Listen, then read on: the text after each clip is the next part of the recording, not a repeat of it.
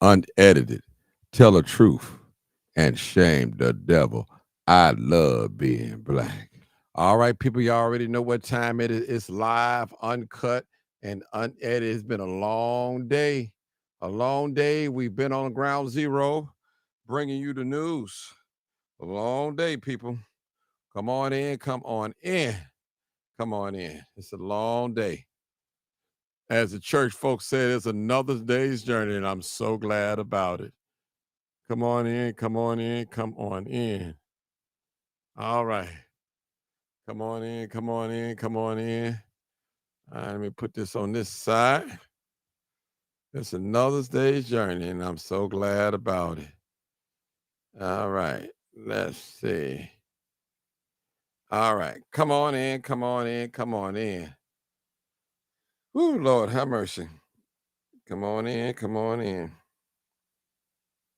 Okay.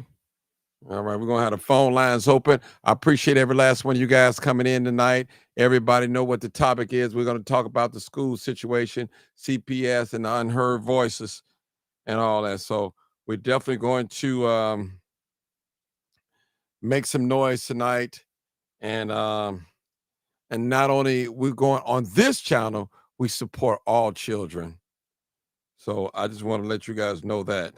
So I'm not just here speaking on the behalf of one and not the other.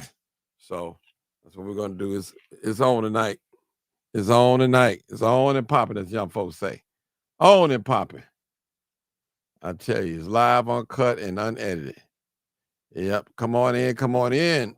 Come on in, people. We appreciate you. We appreciate you. We appreciate you. All right, come on in. Coming in fast. We're going to show video and everything, and we're definitely going to show the video and of what happened today. And man, do we got callers already? Oh my God! And this callers already. I haven't even called in yet. Yeah, hold on. Let me call in. 972-299-0808. I got a call. We got calls in coming already. Hey, caller. This is Martin G, a.k.a. the All right, we got callers. Live. All right, people. We got a lot of video material tonight. Before you speak, please so turn down I need you guys to make sure you be strong and do not have us on in your point, so we won't have and we can't take 30 minutes for everybody. I'd love to give you 30 minutes. So much. But I need you guys to be strong on your point. Your name for announcement. Yeah. All right. Be strong on your point. All right. All right. Let's get it going. Let's get it going. And we don't waste no time. We don't want to waste no time. We got people in here. Okay. The people in there, y'all put your phones on mute until I call you. Put your phone on mute until I call you, or I can mute you. All right, I'll mute them. All right. 872-299-0808 or 872-297-6389. Let's get the show rolling, people. Ain't no need waiting. I'm not finna wait all day, all night. Y'all know me. I'll be on here till 2 o'clock in the morning, and I ain't got a problem with it. All right, let me adjust my camera. And just a little bit right there. And let me flick this over here and do it this way. And we're going to, let's get started. Let's get it rolling. They need to be expelled from the school. The school needs to be shut down. Shut down. Shut this goddamn school down. Whatever principal at. My name is Alicia. Alicia needs to be out here too. She needs to be talking. Because it's been countless situations that's going on, and she ain't did nothing.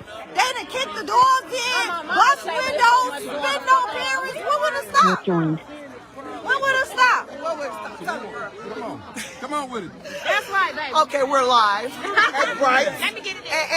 And you know what I'm saying? Like, it starts at home. That's where it started. They need their ass whooped at home. Because my kids will know, don't ever do nothing like that. That's so disrespectful. They know that. And back in the day, we did have discipline. We didn't want to curse in front of nobody because we thought they might know our mama or our mama. They'll beat our ass. We need help. these children. The mamas and daddies need to grow up and discipline these kids. All this school shit. The school definitely, because the school been knowing about this. It's just not the only thing that happened. It's about 5 different other things that happened. I want to see the school be held accountable, the principal, because she's been knowing what was going on, and the parents and the students. They need to be held accountable. ID home. Period. ID home. Yeah. ID home. It shouldn't have been happening. It shouldn't have took this to happen for us to come together like this. Because at the end of the day, it ain't just happening here. I'm going through this right now at my grandbaby's school. You feel what I'm saying? But the minute you react, you wrong. That's why we all need to stick together. Do y'all see this? Do y'all look around? What y'all see? What do y'all see? Love and support, correct? If we get this all year long, baby, our babies will be good. It take a village, and it's fucked up because it's not like it was back then, baby. Why cut the music on? What the fuck? Why did they do that? Okay. All right, we're gonna. Okay. All right now. Okay. All right now. Listen, y'all. We got like about at least 7 to 8 people on here. Now we're not the radio station. Now I know we take a little long, but if we can, let's try to keep it at least 3 minutes is a long time to talk. 3 minutes is a long time to talk, and I need you guys to help me out tonight. Okay, 3 minutes is a long time to talk, so let's try to keep it 3 minutes. Okay, can we do that, people? Can we do that? Because I know everybody want to speak. I got a special guest that's coming on tonight, and I'm gonna tell you what I'm looking for tonight. I'm gonna tell you guys what I'm really looking for tonight. I'm looking for a story similar to what we hear here. You know, that's what I'm looking for. I'm looking for a story, not only just a story about what happened yesterday, but there are other stories that's happening under the CPS umbrella, and it need to get out tonight. And then now is the time to get it all out. Since we got all eyes are focused on CPS tonight. If you got a story of your son or your daughter being bullied, sexual assaulted, raped, whatever, now is the time to tell it. Now, if you coming over here with a story to tell us like that, I got to give you more than 3 minutes. But if you just making a statement, I got to give you 3 minutes, 3 minutes, okay? All right, let's get started. We're going to start with the first call. Let me see. The first call actually is Reb. Reb, you got 3 minutes. Reb the barber. You the first caller.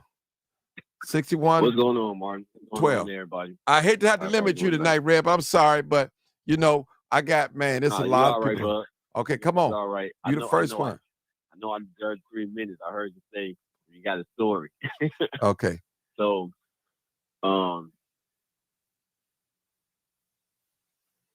at Nicholson STEAM Academy, my girlfriend's son, sometime probably about a year and a half ago, maybe.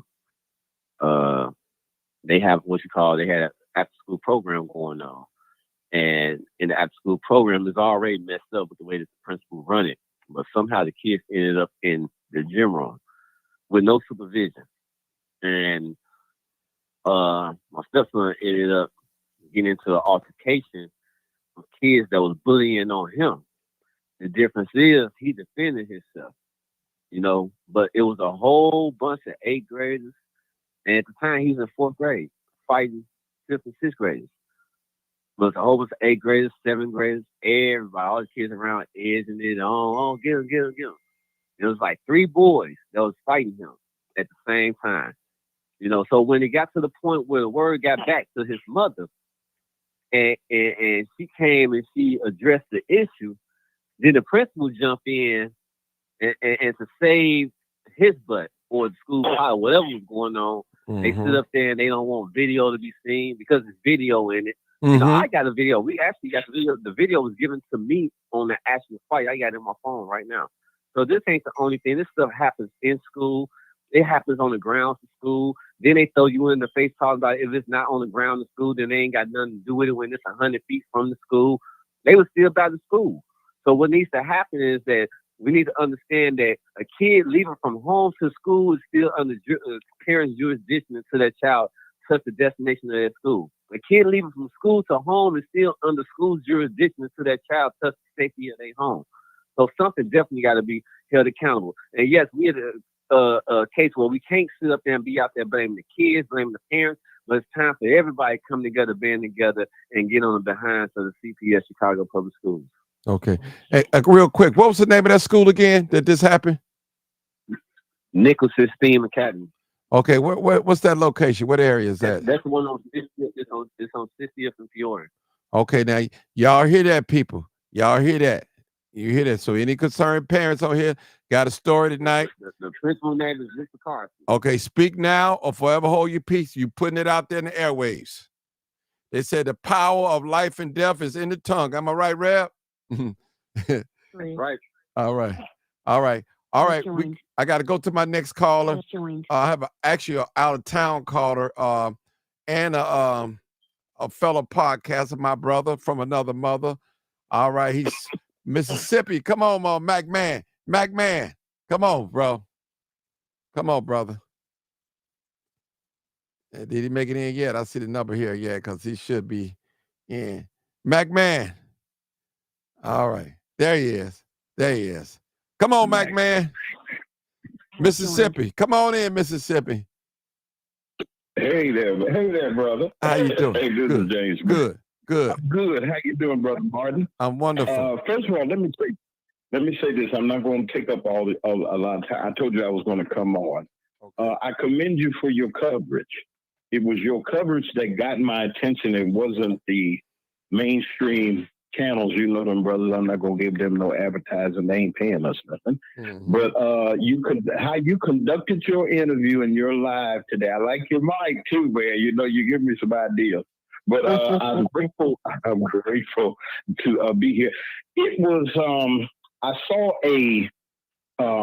an apology of some sorts. There were some women that were with one of the children that I don't know. Can you hear me? I hear you loud and clear. Go ahead. Okay, yeah. That was apologizing about her actions and different things and so forth and so on. Brother Martin, even though as tragic, and it could have been even more tragic because this young lady was pregnant.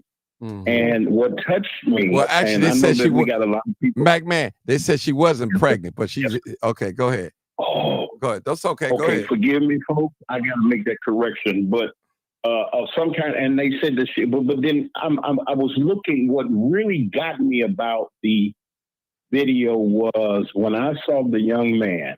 Man, it still brings tears to my eyes, begging them folks, please don't hurt my mama.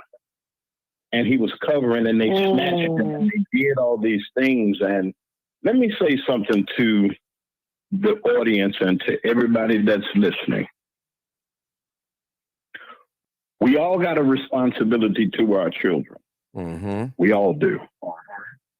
It's our responsibility to be mentors, not to hurt nobody, to try to be a good influence and so forth and so on.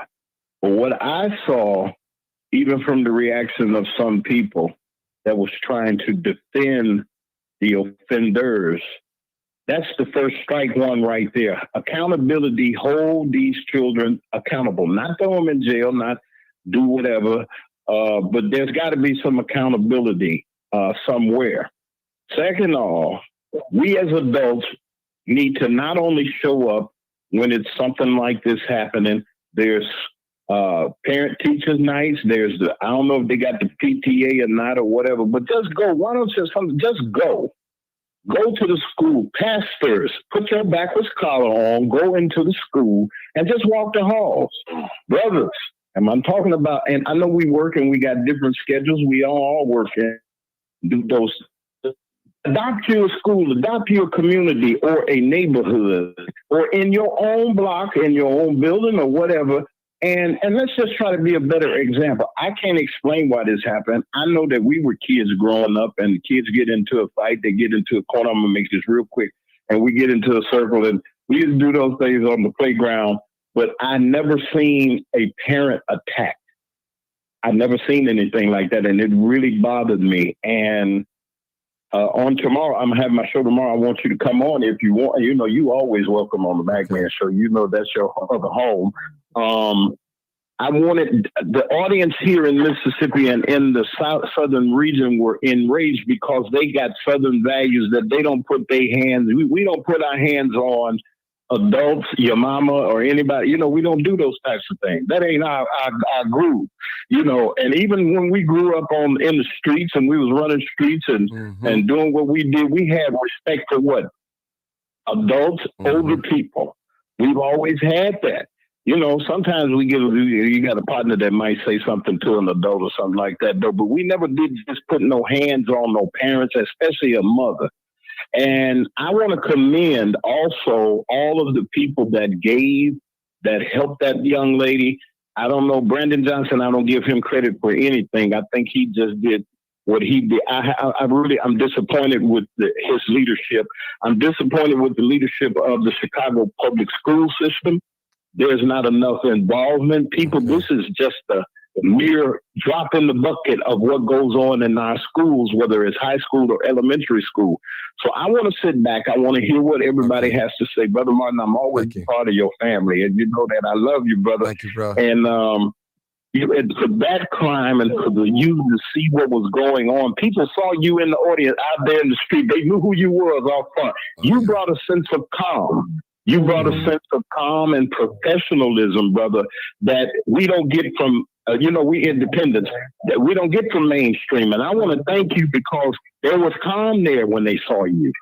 And then and certain people say, that's Brother Martin. Hey, that's the crime chaser. I was listening. You know what I'm saying? And I'm grateful for your audience being like it is. Let me get on out of here. I just wanted to stop by. I'll be in touch with you after the show so we can get together about tomorrow.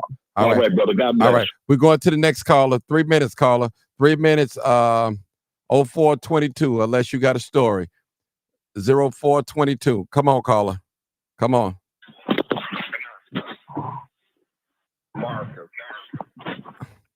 No story about that, Martin. I was a teacher. I don't have any stories about that. Okay, well, just you can still talk. I'm giving you 3 minutes. What I'm just saying, I want any parent to exercise. If you or your child been bullied at CPS, speak now while all of this is hot, people. I want the unheard voices. Yeah. So, did you want to talk now? I'll skip you. You can come back or whatever you want to do it, Brother Carlos.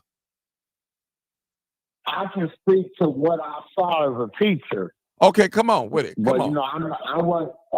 So I mean, hey, brother, first of all, hold on. You're not limited. Just speak what you saw as a teacher. You can speak on what happened today, yesterday, and you was out there today. Tell the people what happened today. You and I, we partnered up today. Yeah. About So the day was a beautiful thing because the people united for one. And by uniting, it's going to make people, we talk about the word accountability, but you saw we talked to the alderman. We didn't get to talk to the principal, but the people, the parents that go to that, the children go to that school, I urge you to keep putting pressure on that school. Because by me being a former teacher, a lot of parents do not come to the school, don't come pick the report card up, aren't familiar with the local school council, the things that are going on in the school. So just continue to find out what is going on in your child's school because it will make the school a better place.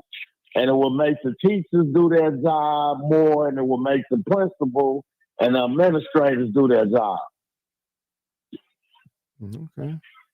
Okay. We'll come back to you, Carlos. I promise you. We'll come back to you. We're gonna who it is? This is area code 317. Come on, caller. 317. 317. Hey, what's going on, Mark G? What's going on now? So hey man, loving the show. But so how I'm feeling is, I'm kind of like torn in between parts because by no means is it okay for a woman who is pregnant and suffering from anything to be jumped while defending her child, right? But I feel like you said what? Okay, but I feel like the problem is that why are we only so focused on when certain situations happen and we're not putting more into our community overall when things like this happen? Why are we only choosing bits and pieces of small things that happen to all of us in our community? Everybody was bullied. In the 80s, I don't know if bullying really still exists. I haven't been in school, but when I was young, I got bullied. Everybody got bullied when they was young. Either you were the bullier or you got bullied or you became the bully. You know, so it's like, why are we not focusing on what needs to be focused on? So these are kids, right? Not saying what they did is good, but why are we charging? I don't think we should be charging kids with things that will stick with them forever. When I was 10, I was doing crazy stuff. When you was 10, you was doing crazy things.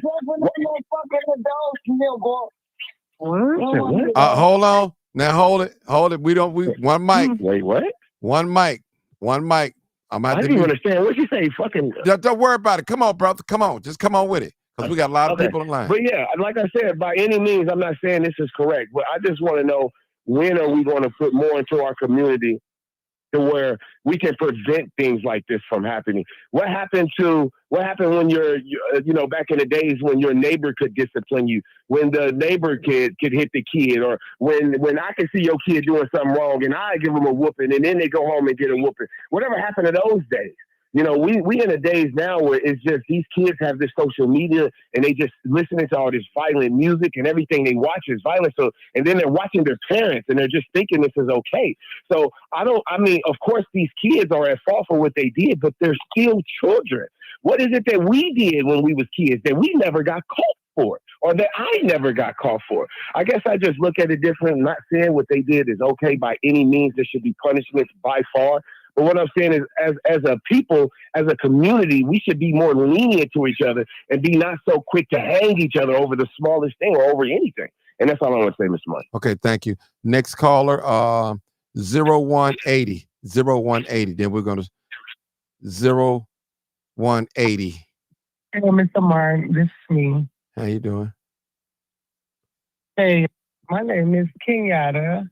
I'm calling because I have issues with Child Confine, our elementary school located out west in Chicago. I have 2 children that have been attending this school for over 3 years. I have my 8th grader. He has been bullied since 5th grade. By the way, I'm not ashamed. He's gay.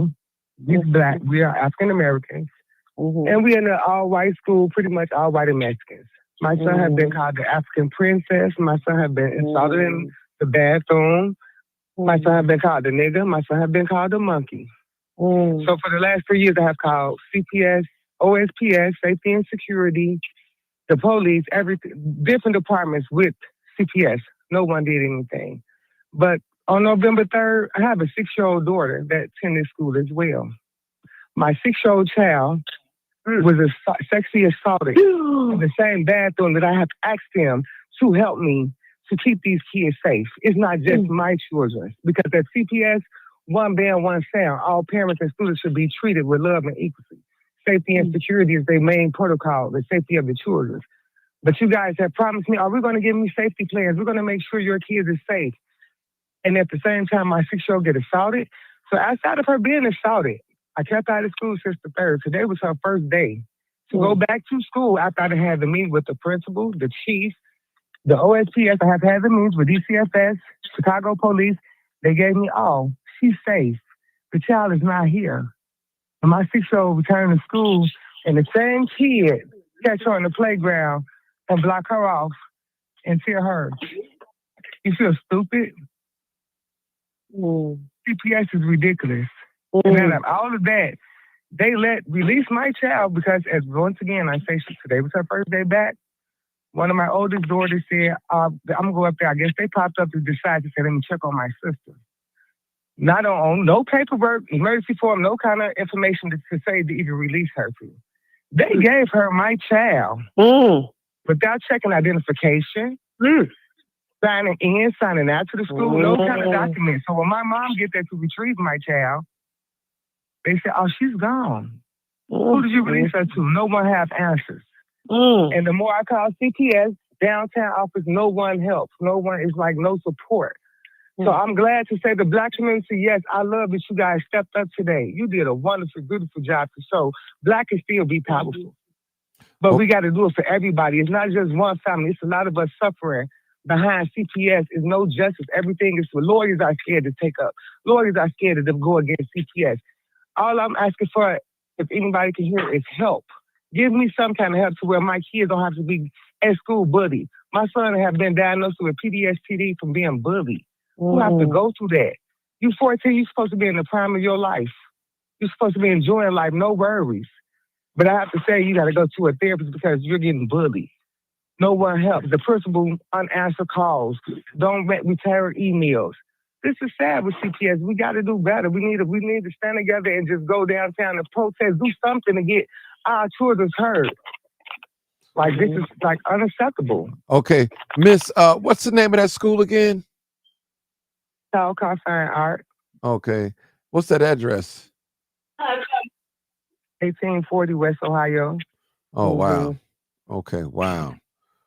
And I have literally reached out to everybody. I have everything I could do to keep it law-wise, positive. I have done it.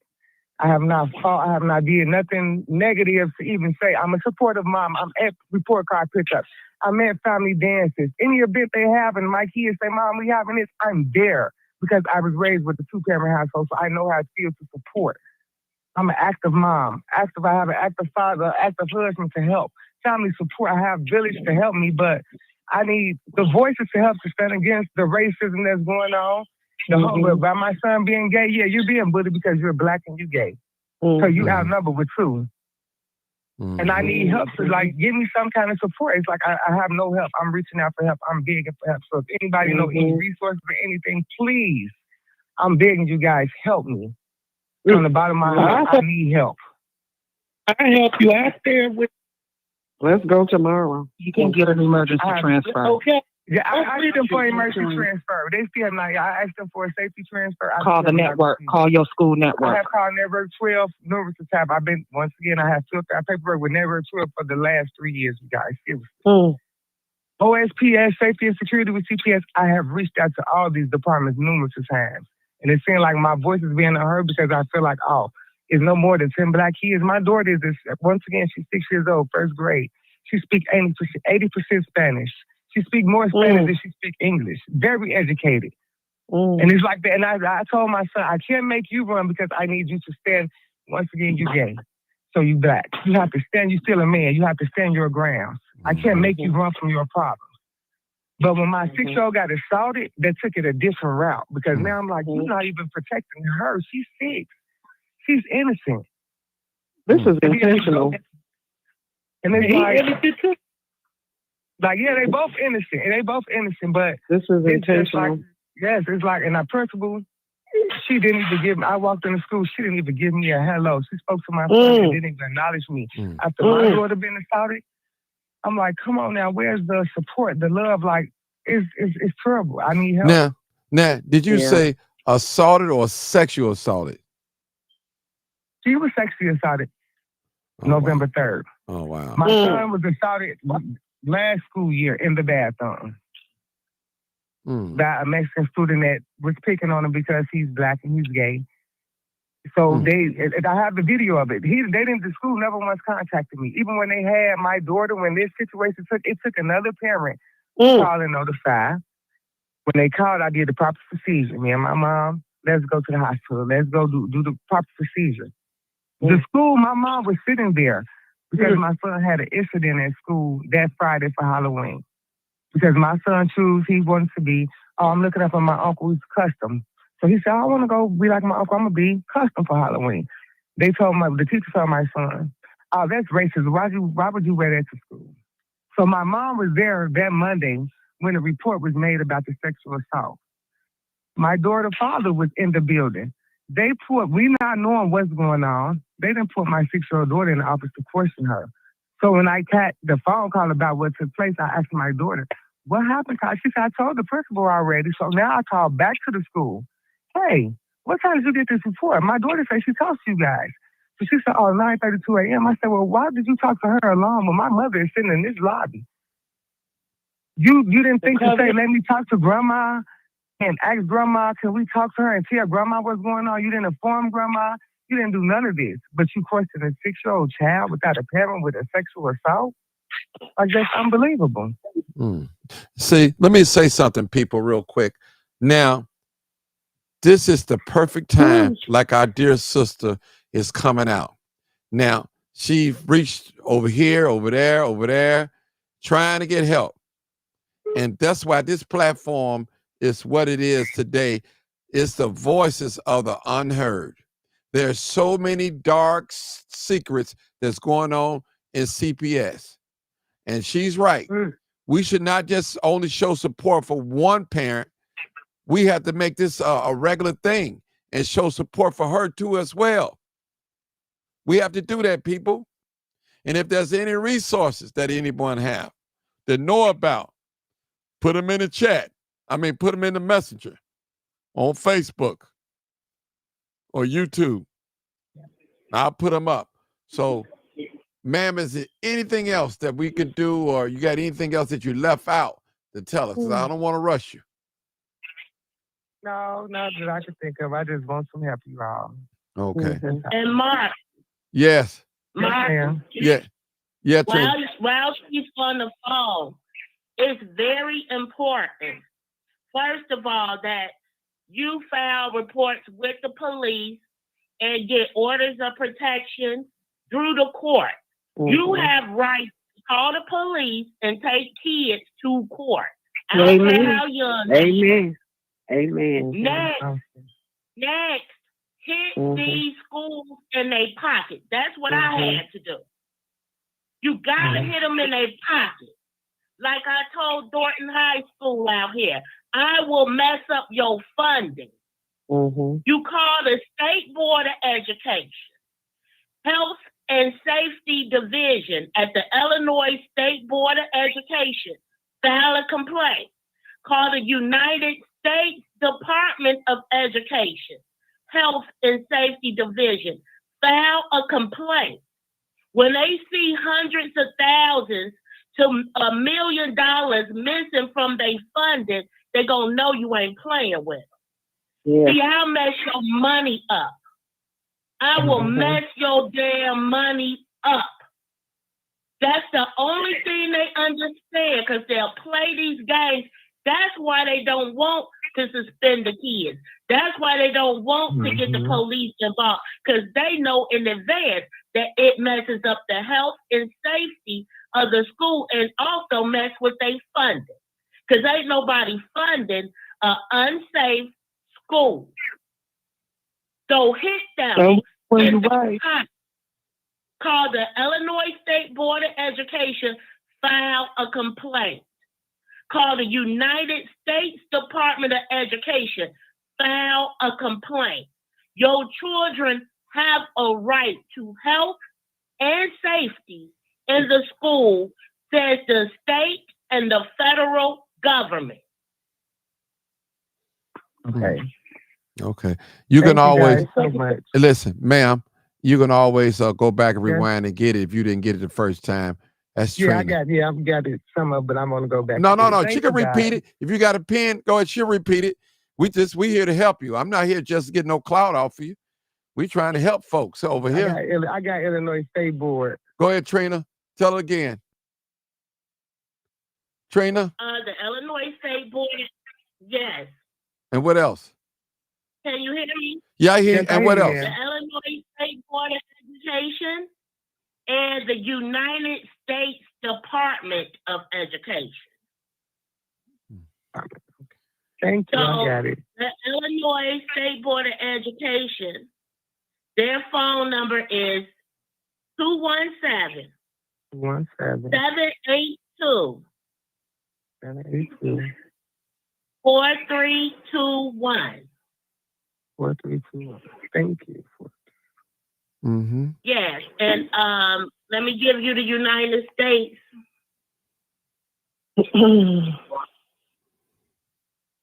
Board of Education.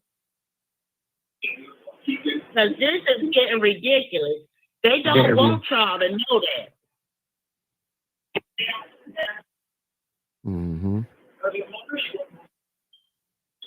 It was really disheartening to see that incident.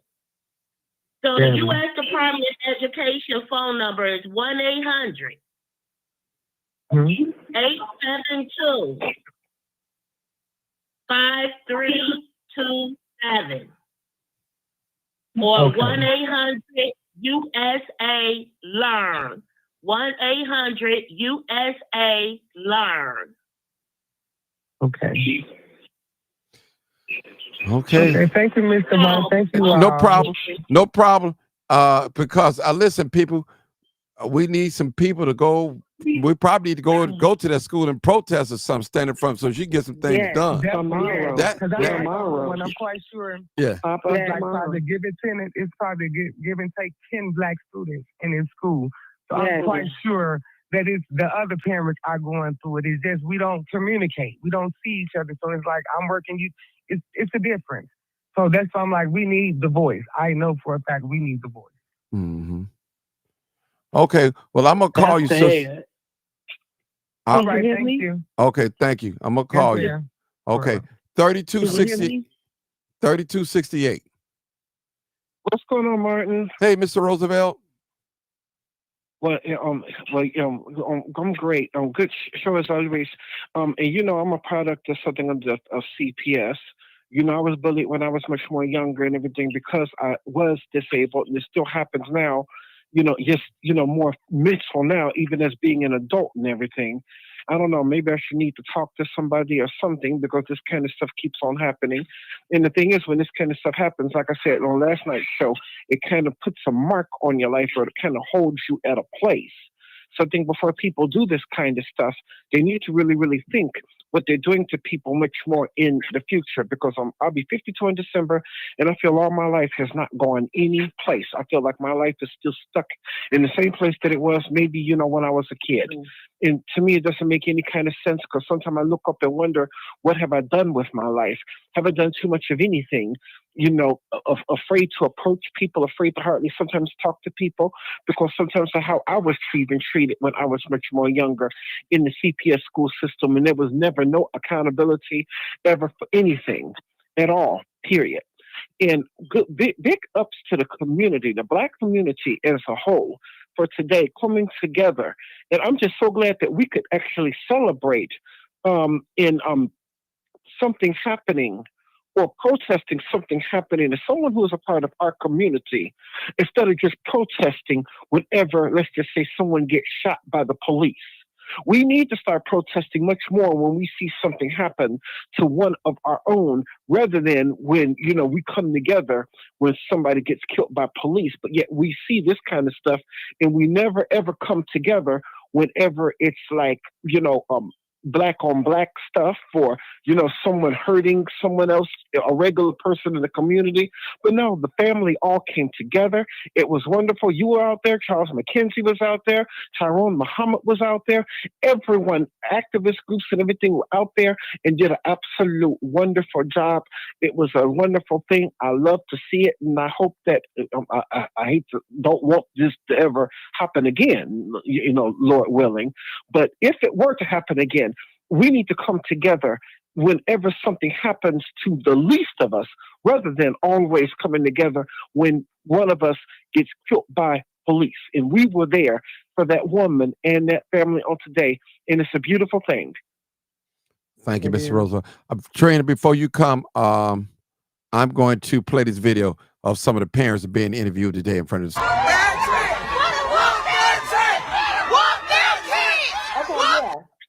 I ain't want that job. It gotta be the board, because why they all white? Yeah.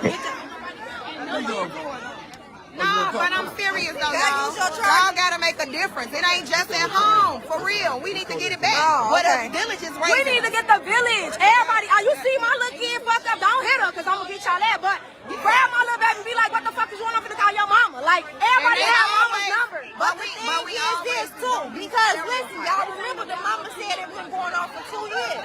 Now it's been Calvin Farrell just said this been going on with them as well. Yeah. It should have been already. We need to fire the principal. Fire the principal. Fire the principal. I agree with her right here. I agree with you. But we just can't go both sides of her. You still somebody, baby. Hold on, y'all. I'm still here.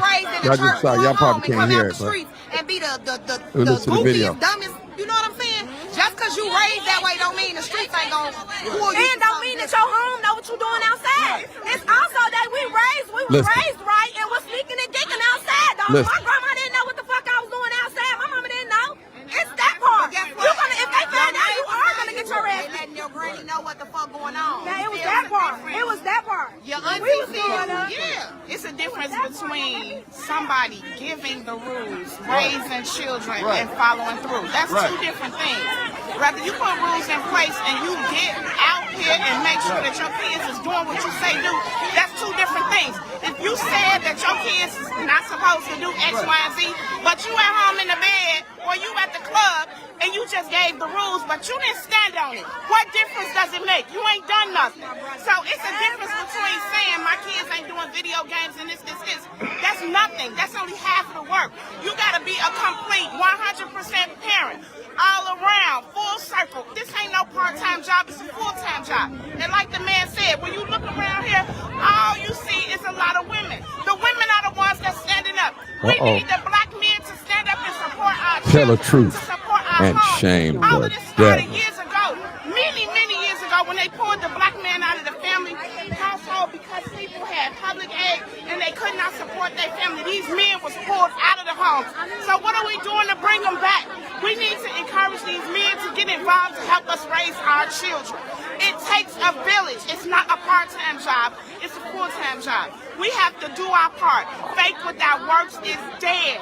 Get out, and do the work. Whoa. I'm gonna hold it right there, y'all. Hold it right there. I got a lot more interviews. Come on, Trina. Come on. All right. 4450, I think that's you. Come on, Trina. Trina got me on I'm mute. hearing a whole lot. I'm hearing a whole lot. Like, they going all the way back in history. Here's the thing. These are children. Children need to be respectful. It's getting worse and worse and worse and worse out here. All the good people need to stand together and leave the bad people over there. That's how this needs to go. The bad people over there, good people over here. We need to make the bad people step up and live how they supposed to live. Why are the good people, being groomed to live like these messed up people? We have to make the messed up people step up to our bar and our standards. They bum kids don't run nothing, they bum mammies don't run nothing. Yes, the principal needs to get fired. All that needs to happen. But we need to take over our community, period. And it starts in the school. Because these going to be the same people that's gang banging, selling drugs, and shooting up in the community. Just savages. That's how they start. So nip it in the bud. It's not acceptable. That's why I'm mean. That's why I will beat the man. Look, that's why I will hurt somebody from being bullied, from people bullying me. You talk like you white. You sound like you were all of that at Carter School, from coming from Mount Greenwood with white people getting bullied to going to Carter School with all blacks getting bullied. That's why I will split somebody's head off, because I have been bullied my whole life. That's why I will hurt somebody, because that's what the kids did to me. They kept pushing my mama. They literally pushing my mama. This 1986, they pushing her. Okay, my mama was like, I'm so sorry, you gotta fight. You gonna have to fight them. And I did. I beat the shit out that girl. You understand what I'm saying? They wanted to fight me, and every day I was there for it, G. I'm talking about, that's what made me a fighter. Being bullied. So people gonna keep bullying people. You're gonna get the results you don't want.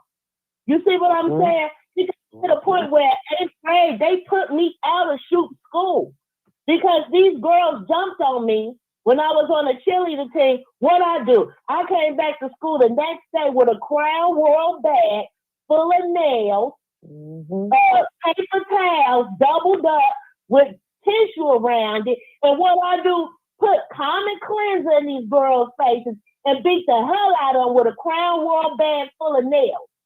Keep bullying people and you gonna get somebody go crazy, yo, I'm telling you. Y'all need to quit this bullying because you're gonna turn people into, I'm telling you, they have turned me into something I wasn't. I was such a nice little girl, but I'm talking about I am certifiable, a certifiable ass kicker. Play with me. I will flip out on you. It's like I got two sides. I start out nice, but as soon as I feel like somebody trying to pull it with me, I go off. You see what I'm saying? It ain't good. That's all I gotta say, man, because it really nerve, y'all. Okay. Thank you for your comment. $36.99, my dear sister. Come on with it. Hello. Hey. Hello. I want to say this to all the parents and anyone that's listening that may go through what we witnessed yesterday. Schools in Illinois generally are not responsible for the passage of your children when they go home. However, there's a loophole, and this fits in. Foreseeable harm. So if the school is aware that there is an issue where a child is constantly being bullied, if that child is harmed on the way to school or going home, the school is legally responsible. You can sue them for this. It is the school's duty to protect the students from reasonable, foreseeable harm. If the school staff is aware of dangerous situations or bullying incidents, this could extend beyond the school's hours, and fail to address it, the school could potentially be held liable. And in this case, the school is liable. Do not let them tell you that they are not liable, because they are. The mother spoke out and said that her children have been being bullied up to 2 years from these kids. So we don't care about the meetings. It's time to get the paperwork out. And I want to say this too to parents. When your child is at school and they come home and tell you that they are being harassed, you have to, one thing about Black folks, and I can't stress this enough, if it's not on paper or if it's not in an email attached and CC'd, you never even had the conversation. Stop making Tell the phone truth calls and shame the devil. I need for you to take the time to create a bouquet, a paper trail. Amen. Getting on the phone and going up to the school talking slick ain't gonna get it. Okay? You have to CC and email these people. And that's not for them to be aware. It's for you to be able to prove that you had this conversation. This is a legal document. Okay? Stop talking to these people and get the email addresses and file your grievances with the Board of Education. Stop leaving your children to be sitting ducks and get off your behind and get the paperwork started, because the school is responsible for foreseeable harm that is not handled. So now it's time for them to pay this woman and her children. It's time to pay. Legally, she needs to get an attorney and sue their behinds. It's time. Stop talking. Black people, all you want to do, that's all we want to do is talk. Stop talking. And then what you do is you do a follow-up conversation after you've sent the email. And do not let them call you on the phone. No, you need to respond to me in writing, please. No phone conversations, because they're going to lie to protect themselves and their job. I'm telling you what I know. That's all I have to say. Thank you for that comment. Okay, 0870. You're next. Yeah. Hey, Martin. Hey. It's Nikki. Hey, Nikki. I'm gonna be brief. I just watched the news. And Brandon Johnson, he just disgusted me so bad. He just said that video was a horrible thing to watch, but we have to understand, that there are still children involved. Okay, I understand that, but why every time something happens within our Black community, it always gets swept under the rug? It can be a shooting, it can be anything. I never see no justice. Never. I never seen no justice, maybe one or two things, but it's with him. If it was, I never been a racist person. I'm never racist. It seems to me like if it's a white person involved, it's a totally different ball game. If that was a little white girl with that jumped on like that by a lot of kids, somebody would be locked up. It would be real, real different. We gotta watch who we vote for, cause he don't care. He just pissed me off with that comment. Somebody, after seeing that video, I cried. Somebody needs to be held accountability for what happened today. They really need to be held. And them kids is big. They old enough, 8th graders, fighting an adult and a 9-year-old. You know that was wrong. Somebody really needs to be held accountability for that. And we definitely need to watch who we vote for, because that man, Brandon Johnson, don't care nothing about us. He only protecting the white people and white people only. He don't care about us. You never seen that man walk the street. I never seen him on the South. I never seen him walk the street with nobody. But I'm not gonna hold you. I just had to say that. Thank you, Nikki. We're gonna play it. Marcus, before you're next, let me put a little bit more video and a little bit more video on some interviews here, and we want to get it in. All right, put it video up and get a little bit more in. Anybody else want to say something? Talk to me. You've been working with the family, right? Yeah. It's Cowboy. My thing is, man, nobody got an answer for it, man. Right. The family is traumatized. The little boy definitely traumatized. Right. The uncle was dropping him off last night, and he was saying that he didn't want to go home because he was afraid that they were going to jump out the bushes and jump on him again. But the thing is, the family do need support. All that violence, all that, you gotta understand, these still kids. Exactly. No matter what is she talking about, like, I'm not agreeing with what she's talking about. Some services. Kids need more resources. We need more people like you in our community, like Tyrone Muhammad. We need more people that support the people that we don't have resources in our community. Right. And that's where it started. It started from funding. Right. They don't give us funding, but they get funding everywhere else. Right. Come on. But when you got people like us that's trying to do something for the community, they don't want that. Right. So who do we fault? Right. We these kids at the end of the day. So, in other words, there's no winners on either side. And no winners, because you put these kids in jail, they still gonna be in the system. That's putting them in the system. Right. You beat them up, they're in the system. No matter what. They ain't gonna do nothing but hurt somebody else. Nobody. This is what it is. At the same time, we all live in The kids gonna get locked up, and guess what? Now they're a victim. They're a product of their environment. They don't do nothing. My son was missing, and they didn't help me look for my son. My son was pulled out of Lake Michigan. The Coast Guard wouldn't even go in the water. This city is corrupt, and they don't do nothing for us. They don't care. They don't care about the children. They don't care about nobody around here.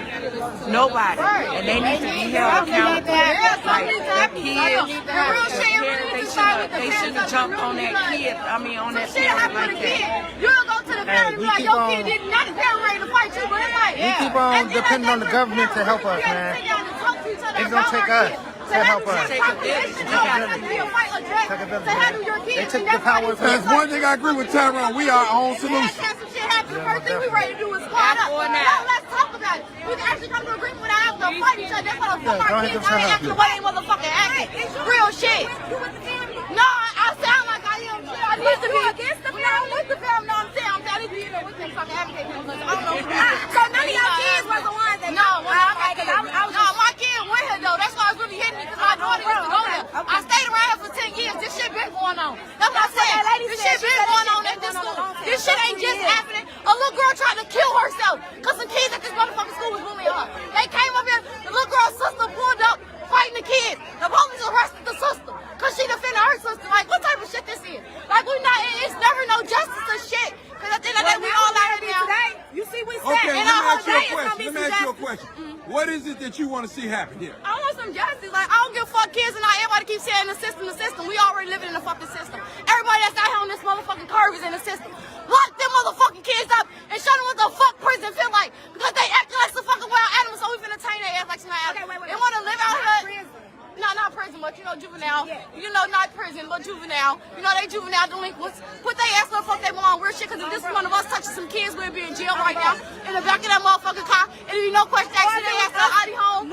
Somewhere. On my mama. It would have been something like. So I feel like some consequences need to be held. Some action need to be took. Don't just get these kids to stop on their wrist, because this same shit out tomorrow doing shit like that, and that shit is real. These kids need some real life consequences, action for their, some consequences for their actions, because this shit is unacceptable. It's unacceptable. That little boy didn't deserve that shit. The mama didn't deserve that shit. The little girl didn't deserve that shit. None of their family deserve that shit.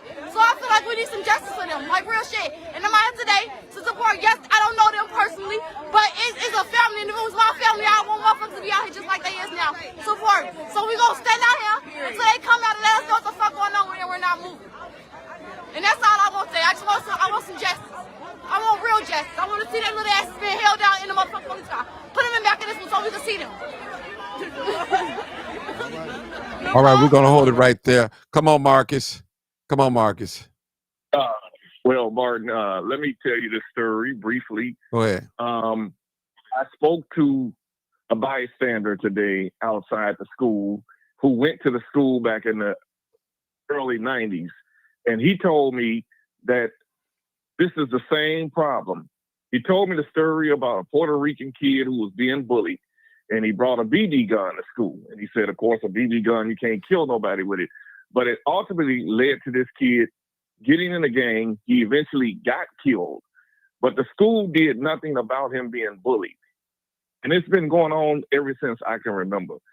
You know, I wore glasses as a kid. And of course, they bully the kids with the glasses.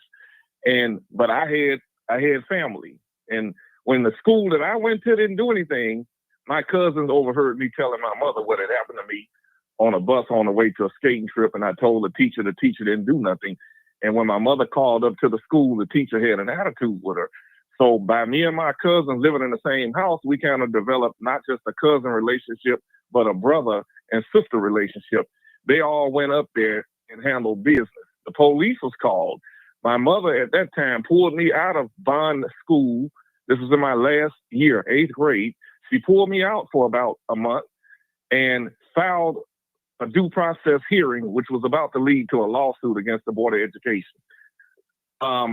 Anyway, they were able to get things straightened out. But bullying need not be tolerated on any level, because it will lead to what we see right now. Kids shooting kids, schools getting shot up, parks getting shot up because of it. And it not only goes on in the school system, but if you got your kids in a park district program, it goes on there. And I used to work for the park district, and I'm not demonizing all park district employees, but a lot of those employees do not care about your kids like you care about your kids. They will sit there and let that go on. I'm telling you what I know. I'm not demonizing anybody. I'm just telling you what I know.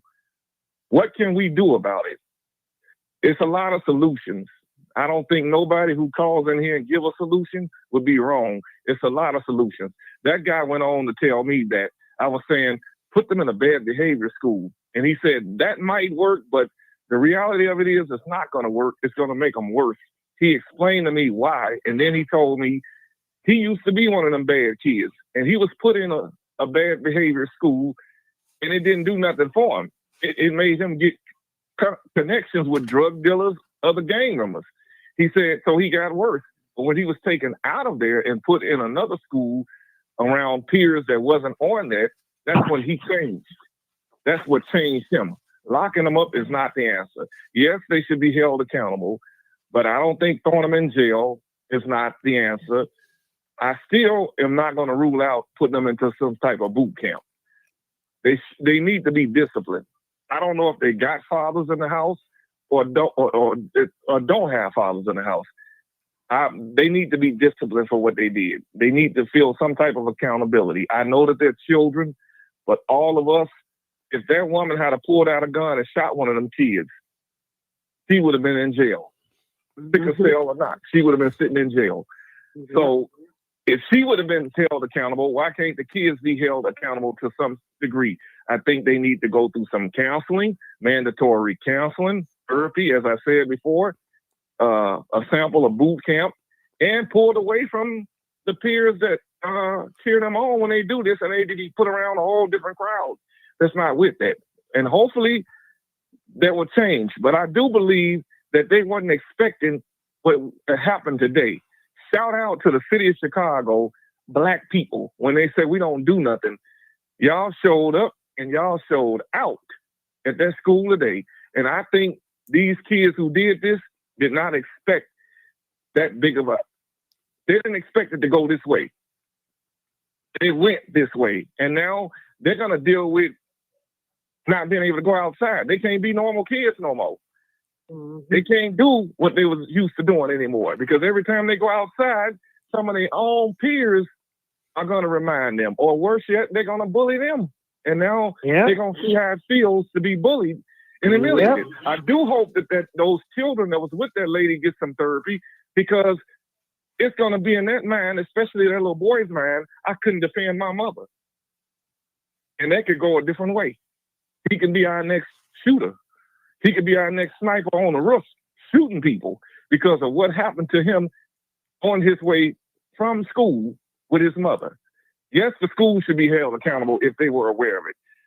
And this has opened up Pandora's box. It has opened up a box where all of these schools need to be examined. This ain't just started. This has been going on for years. It was going on in the 80s and overlooked. In the 90s, it overlooked. Now it needs to be zero tolerance for bullying. If you catch a kid bullying a kid, they do need to be suspended, maybe kicked out of that school and sent to another school in another environment. Or fines need to be attached to their parents. Fine them, start hitting their pockets, and they'll do something. But also, I'm going to close with this. The government need to get out of the child rearing business, because the government has somewhat took away the parental rights. The parents can't whoop their kids like they used to, or they'll go to jail. I close with that.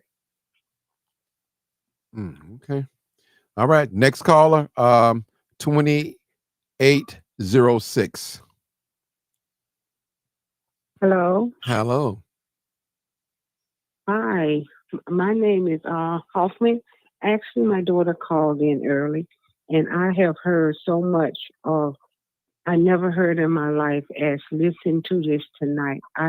My mind is 100 miles away from right now, but I'm trying to bring it back. My issue was about the two kids, the boy and the girl at Talcott School. That's my issue. And it's when I tell you how brave my child was when she spoke, how unbelievable what she said and did. But let me tell you something, as a grandma, 69 years old, I'm still devastated. You talking about these kids need therapy. I never in my life witnessed what I witnessed to at this school. I feel responsible for keeping them there, because I told my daughter, as education-wise, let them stay there. We're going to get through this. You can't run from your problem. You definitely can't run from it. As good as I didn't have this coming up in my days. It wasn't no such thing. We had a grandma. I had the neighbor. I had the upstairs. I had the neighbor for front or back of me. It was always real to help these kids when you did wrong. someone was always watching. If I didn't watch my kids, I raised all of my kids. All of them have college degrees. I mean, when I say come from the Chicago public school, I raised my kids here. Be honest with you, I live on the west side of Chicago, the worst side of Chicago Avenue. I raised a son right here. And I'm not going to put his job out for what he did. That's not how you do it. He was raised. 2-family home. We had it. But these last two of my generation, as the deep bullet, as my grandson is 14 years old at Todd School, I never in my life been through nothing like this. I feel responsible because I said leave them there. My granddaughter, 6 years old, she got assault, sexual assault there. Don't you think when you tell me I can't sleep that night, I'm sitting here now listening to all of this going on. When I say I'm devastated, I don't mean you talking about, don't nobody, when you, excuse me, y'all, when I sit up there with the assistant principal, with the principal, I say, y'all, what is this? At a school? Come on now. Not no school. That's safe haven. I'll always believe in that. When I said from the top to the bottom, I always gave Chicago Public School, may not have been the best, but one thing, it was for some of these kids, it was safe haven. We did all kind of playing with these kids. Like I told y'all, I'm 69. I don't sleep now. For the last month, for the 2 years, last month had really devastated me. When I said I wake up, I jumped up this morning. I said something ain't right. I felt something ain't right. I go there, but they took this little child. They did this to my grandbaby. That baby, first day was back to school today. Guess what? That kid was there. That kid put his feet up on the slide board. Oh, what he quote to her? I can't quote what he said because it was something that he said that she told me what he said. That kid come on back like, I ain't did nothing. Where the discipline come in? Where's the parents? Where are the grandparents? What's going on, y'all? It's scary. But you know what? Honestly, if don't nobody give me no help my grandbabies. Help all these babies. I'm not going to say man, baby, help everybody. All these kids. Today was another example when I seen how they did that family. Oh, my heart said, no way. That's why I had to get on this ground. I said, let people know it's not there. We all are going through something with these kids. These are younger. These kids are 6, 7 years old. Hold somebody responsible for it. I feel responsible for it because I figure I told my child, leave them there. We're going to work through this. But this kid coming, he shouldn't be bullied like this, called no Africa queen. If this is sex, I don't believe in that. I'm not going to sit here and tell you I agree with that's his sexual desire. I wasn't taught that. But like I said, too, I pray to God. I pray every day. I said, baby, you got to deal with God. Grandma don't taught you the right way. But the idea that that's what he chooses to do, it don't give nobody right to tell him who and what he cannot do. But the Tell school the truth allow it. and shame the They devil. allow it. Once you sit here and you allow it, this is what's going on now. Their parents all allow, their grandparents all allow. I told you neighbors, we did what we had to do to raise these kids up. I came up at the worstest time that's coming up. Now these kids, they can't even go to school. Like I said, now I'm keeping mine home until we get her help. I be her school. I don't care if she don't know nothing anymore. I refuse to tolerate to have that child be in torment, to be saying all she see now, I want to go, I'm going to grandma. I need therapy, but I got to keep myself as, my head together. Right now, my head is going 1,000 miles away. I don't even know who I am no more because I'm trying to stay strong for them, for my child, to get her kids help. Baby, write these people. Do this right here, baby. Go do this right here. I mean, everything possible I can do. And guess what? I'm lost. Y'all, I'm lost because I never experienced anything like this. This kid go to school. You can't go to school. And then, like I said, and all the principals do, they want to do some prevent a plan. What can we do? How can we help? And the day I get there today, and I said, where's she at? They didn't even know that baby was gone out that school. But it's safety. I said, hold on, y'all. You gonna sit here? You gonna tell me Where's she at? But her other sister came and picked her up. Why? She didn't get permission to take that baby out of their school. They allow her. They didn't even know. I asked the teacher. Know what the lady told me? Teacher told me, oh, she looked like she was about 17, 18 years old. Who is she? Who is she? Gave it to her. Like it wasn't nothing. I said, oh, no. I'm lost. We are really lost, y'all. We really lost. I mean, I don't know what else to say. I don't. But I this program, me listen to this, it let me know I'm not by myself, but it's devastating. That's all I have to say. And y'all, we have to continue to pray for my family, all of these families that are going through something. Please, please help us and pray for us.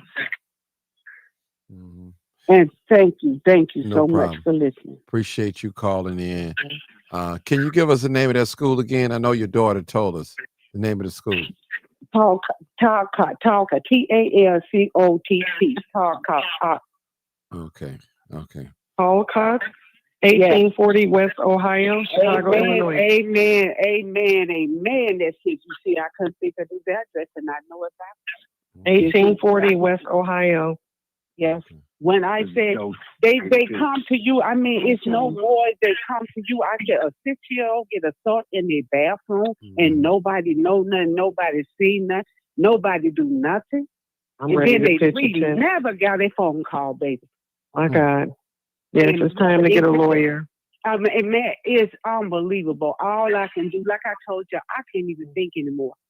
I cannot. When I say devastated, like I said, I'm almost 70. How do you think I'm going to live with myself? They're trying to hope that you don't know what steps to take. But yes, that's what. But today was to join. I said, I can't do it anymore. We got to do something. Yeah, they have to be sued. Yeah. We have to surround ourselves around his family people, and we can fight. Yes. And we can fight 2 fights at one time, 3 at one time. Yeah. You know, yeah. Because just like we showed out today over there on the east side, we can show it out like the same way on the west side. Demand justice. Let's go. Yeah, because this is not right. That's all we want is justice. Let's go. They'll walk through you like ain't nothing happened. If you don't go to that school, you don't know nothing. You don't know anything. And I went there today, like I said, it's another new parent. I think I heard from the grandson. They called her son the nigger name. She said, whoa, and she listened to me when I'm like, yo, you guys, where is she at? We both in the office. I said, hey, somebody should know. She's first grade. She said, they gave it to somebody they don't even know. The first she didn't sign her out, no identification, no nothing. And they gave that child to her. And then mom said, hold on. That's why I said, oh, no, it's too much out of hand. Okay. Well, thank you, Mom. Thank you, guys. Thank you so much. Again. Thank you. No problem. The next call is 1118. 1118, the last 4 digits of your telephone number. Thank you for holding, caller. 1118. Hello. We I here. just wanted to call in. Okay, come on. Talk Can to you hear us. me? Yes, I can hear you loud and clear. We can hear you. I just wanted to tell y'all what I experienced with my twins. Come I on, live let's on hear the it. north side. Let's hear it. My kids had went to a school called Burnham Elementary. They went there back in 2023 or whatever. My kids got an emergency transfer for 2 incidents. First incident, one of my twins, he was being bullied. He's a little delayed or whatever, but one of the kids, I guess, picked him out, saw that, started fucking with him every day. One time he fucked with my child. He did this literally in the classroom, punching him, slapping him, kicking his desk. Teacher sent him to the office, sent the other child to the office. The boy came back to the classroom and threatened my child before the end of the day. I get a call because I have another child that goes on the west side to the charter school. I get a call like, Mom, yeah, I'm scared for your son, this took place. And yeah, the boy assaulted me. He pushed me up against the wall while he was exiting and entering back into the classroom. I'm like, are you serious? Like, nobody called and notified me of anything. Long story short, this same child wind up one day they were in the school literally just started. Bill had not even rung or whatever. They were in the hallway. Like all the kids, 6th through like 8th grade, were in the hallway waiting to go to their classes. They were in the hallway now, unattended. No one was watching them, not one adult. So the child walks up to my son. Now all the kids surrounded my son with their phones out, laughing, cheering them on. This boy decides to try to choke my son out. His other brother walked up from behind his twin, like, get your hands up off my effing brother. He told me, he was like, yeah, I told him to get his hands off my effing brother. And he pulled out some scissors. So when he did that, all of a sudden everybody started yelling, he got scissors, he's going to stab him. By this time now, everybody want to run out and come see what's happening. Now, school does not call me. I get staff. I don't know if y'all know what a staff worker is, but they basically come up to the school to evaluate your child to see what their mental state is, to see if they're mentally competent or whatever to go to a mental institution, to be hospitalized. They called staff on my child. Staff worker calls me like, hey, we need your permission to come and interview your child. And I'm like, what interview my child for what? Like, what took place? The lady is telling me what took place. And I'm like, you know what? This has to be the same child that has been messing with my child before. She told me, you know what? Make your way up there. She was like, we somewhere on another side of town, but she was like, me and my supervisor or whatever, we're on our way to the north side right now. We'll be there in 20 minutes. She was like, could you meet us up at the school? I'm like, yeah. I meet them up there. I stand outside the school. She was like, don't go in the school. Wait for us. I did that. I called her when I was outside. She was like, we parked them. We're walking there together. I go to the office where they got my son at. He described what happened. He saying all other stuff. I'm like, no, get directly to the point. Don't leave. All that other stuff is irrelevant. Directly to the point. He's telling us the story, what happened. And he pulls the scissors out his bag. I'm like, wait a motherfucking minute. Wait one motherfucking minute. Hold the fuck up. I'm like, the social worker or whatever at the school, you called staff on my son. You always call the police on my son because you deemed he had a weapon, but he still got the fucking weapon. I'm like, y'all see that, right? They like, yeah, we see it. I'm like, okay, I need y'all to document this because I'm finna go cuss this lady out. I'm finna go the fuck off on her. You don't get to sit up here and call these people on my son, and then he's telling the story. He's defending his brother. And I wind up talking to the principal, assistant principal, and assistant principal. He playing dumb. So was the other principal. And I told them, listen, I don't give a fuck. Y'all know my son has been bullied. He a little delayed in ways, but you know what? You don't get to dictate to anybody, especially my kids, how to get to defend themselves. They was like, but he wasn't the one being touched. I told them, I don't give a fuck. That's his brother. They're literally 2 minutes apart. What the fuck you thought he wasn't going to come to his brother's aid?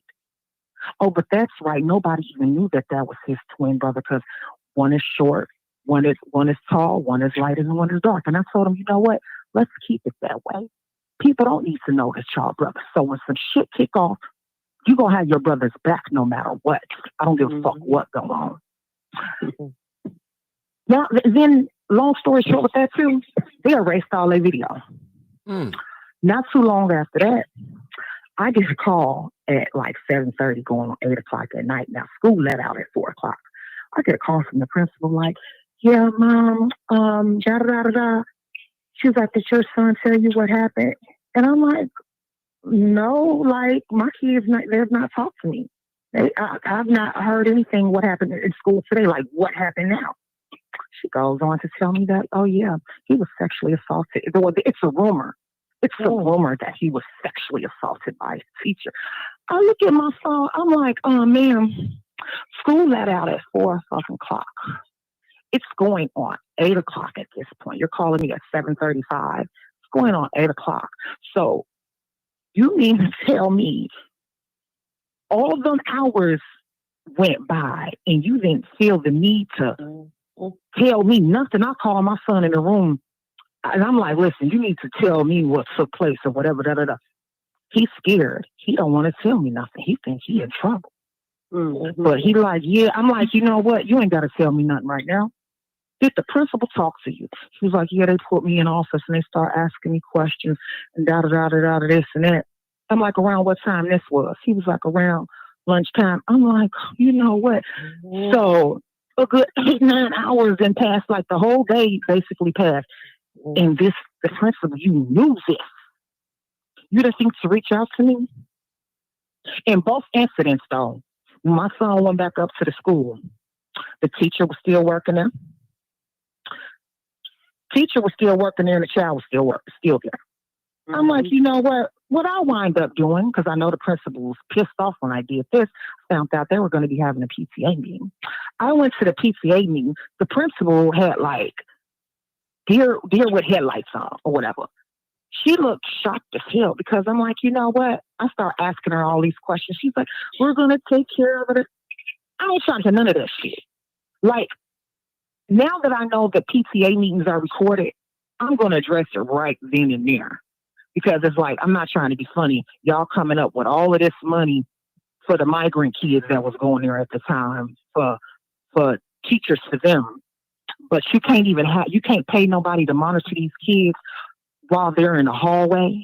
You got teachers touching kids and you want to make up lies. And then months later, I find out from the police officer or whatever, the detective, that, oh yeah, we can't find no video.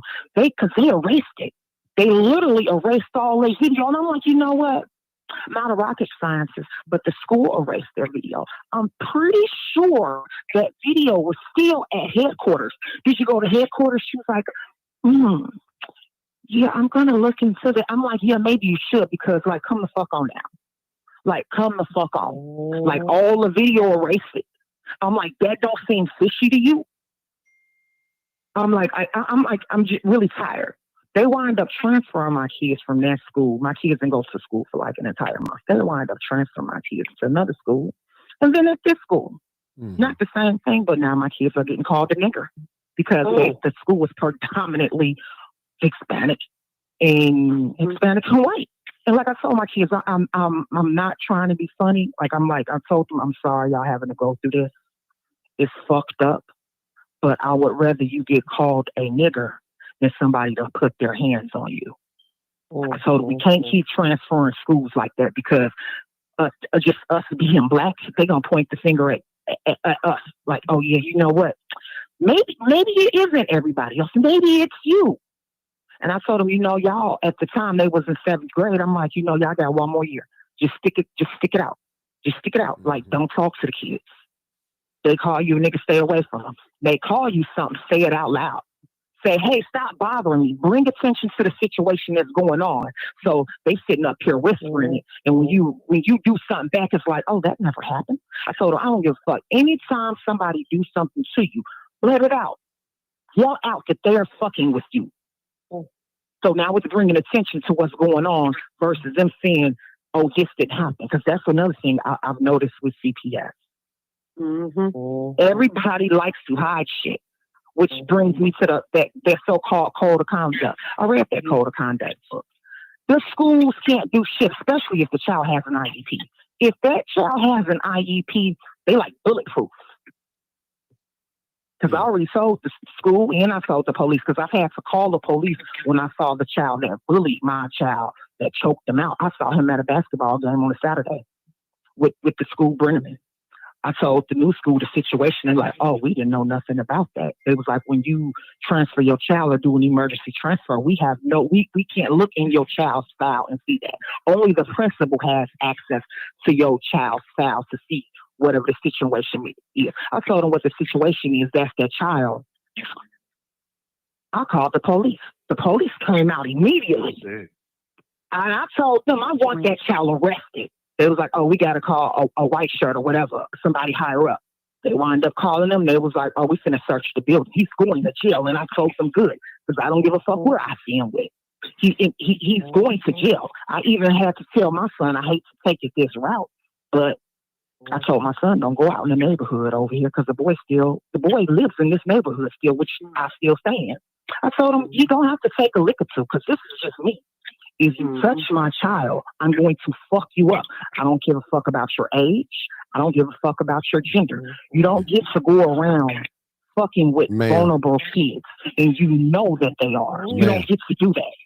Ma'am, I know you're upset, but that language is killing me. I'm trying. I know I can take a few cuss words, but you just going in.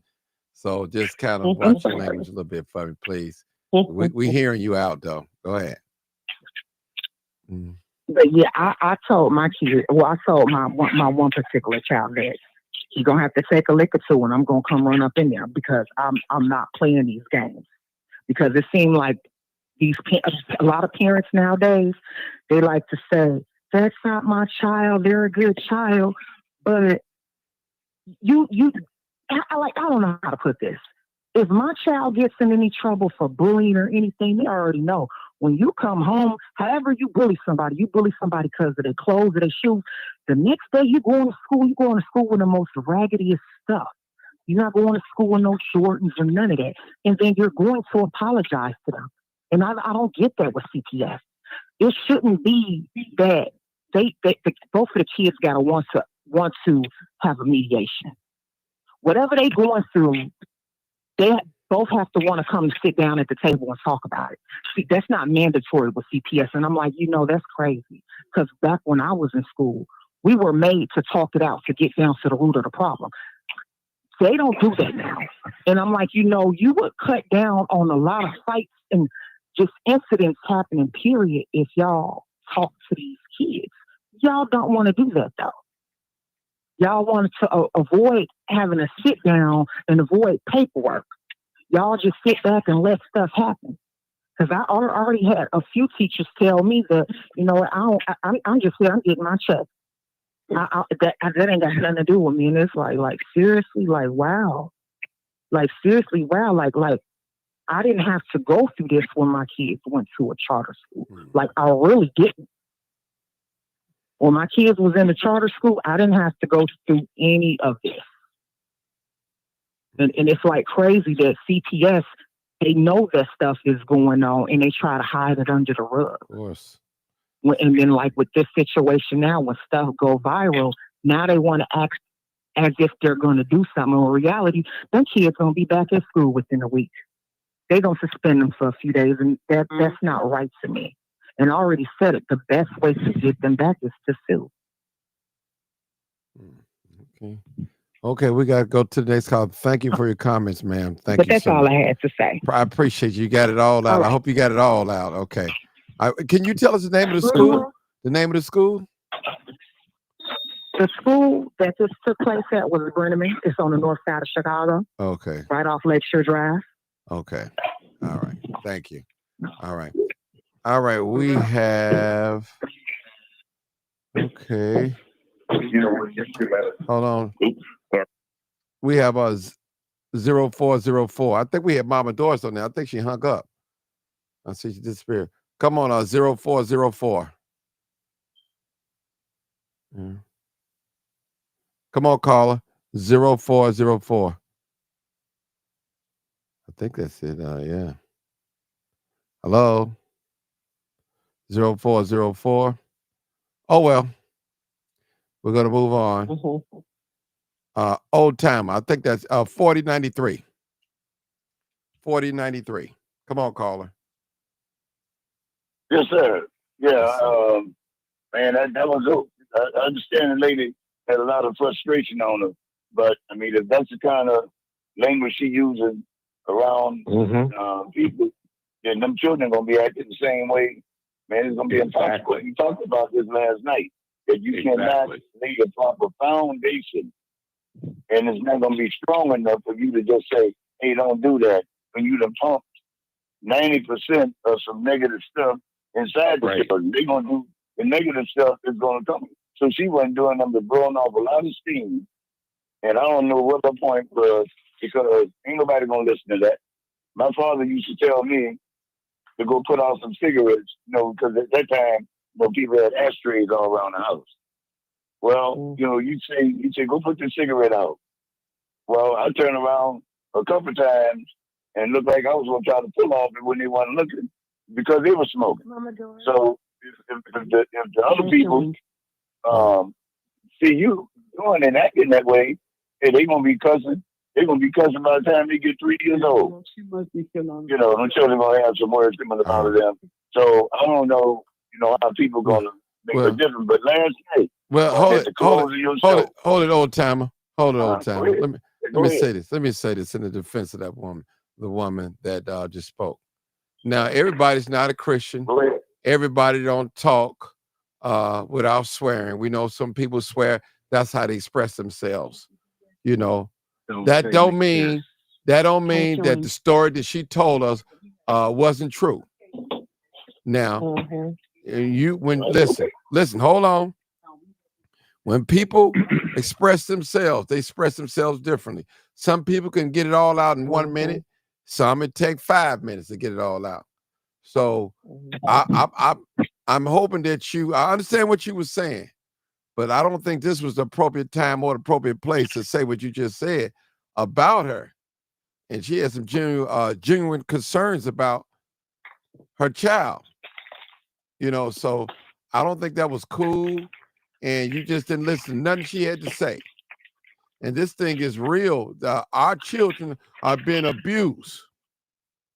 You can't expect everybody to be, hi, my name is Martin, and that my child was sexually assaulted. No, everybody's not going to speak like that. Some people speak out of their passion. They use the swearing words. They're not a Christian. They whatever.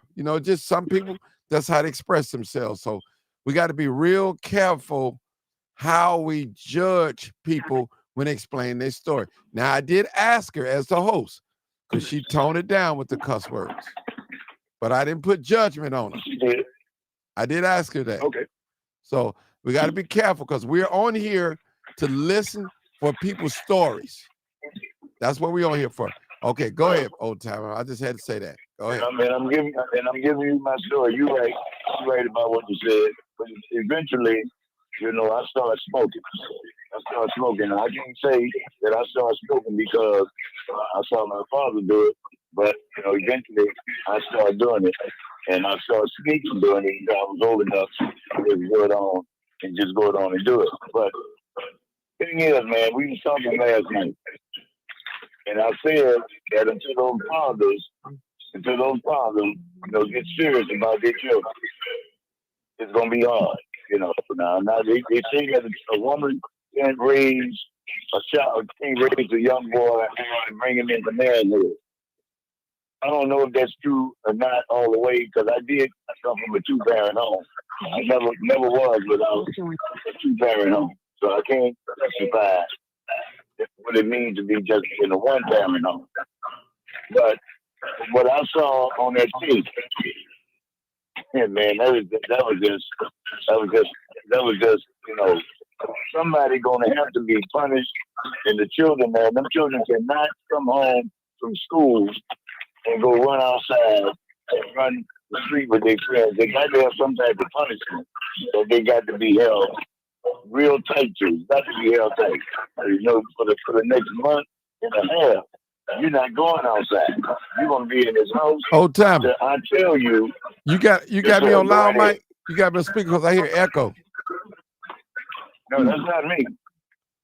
It's coming from you, the only one talking. No, I don't see nothing else. Okay, well, it just stopped, whatever that was. It just stopped. Go ahead. All right.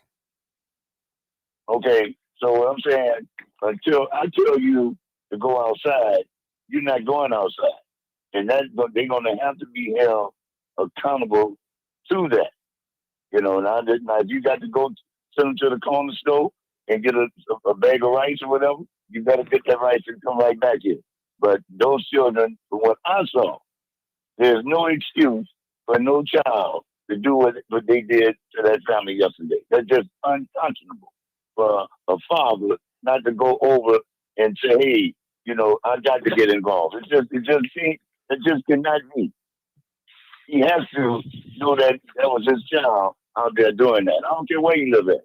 I don't care if he live in Nevada. He's got to get there to see about his son. I was going down to the jail.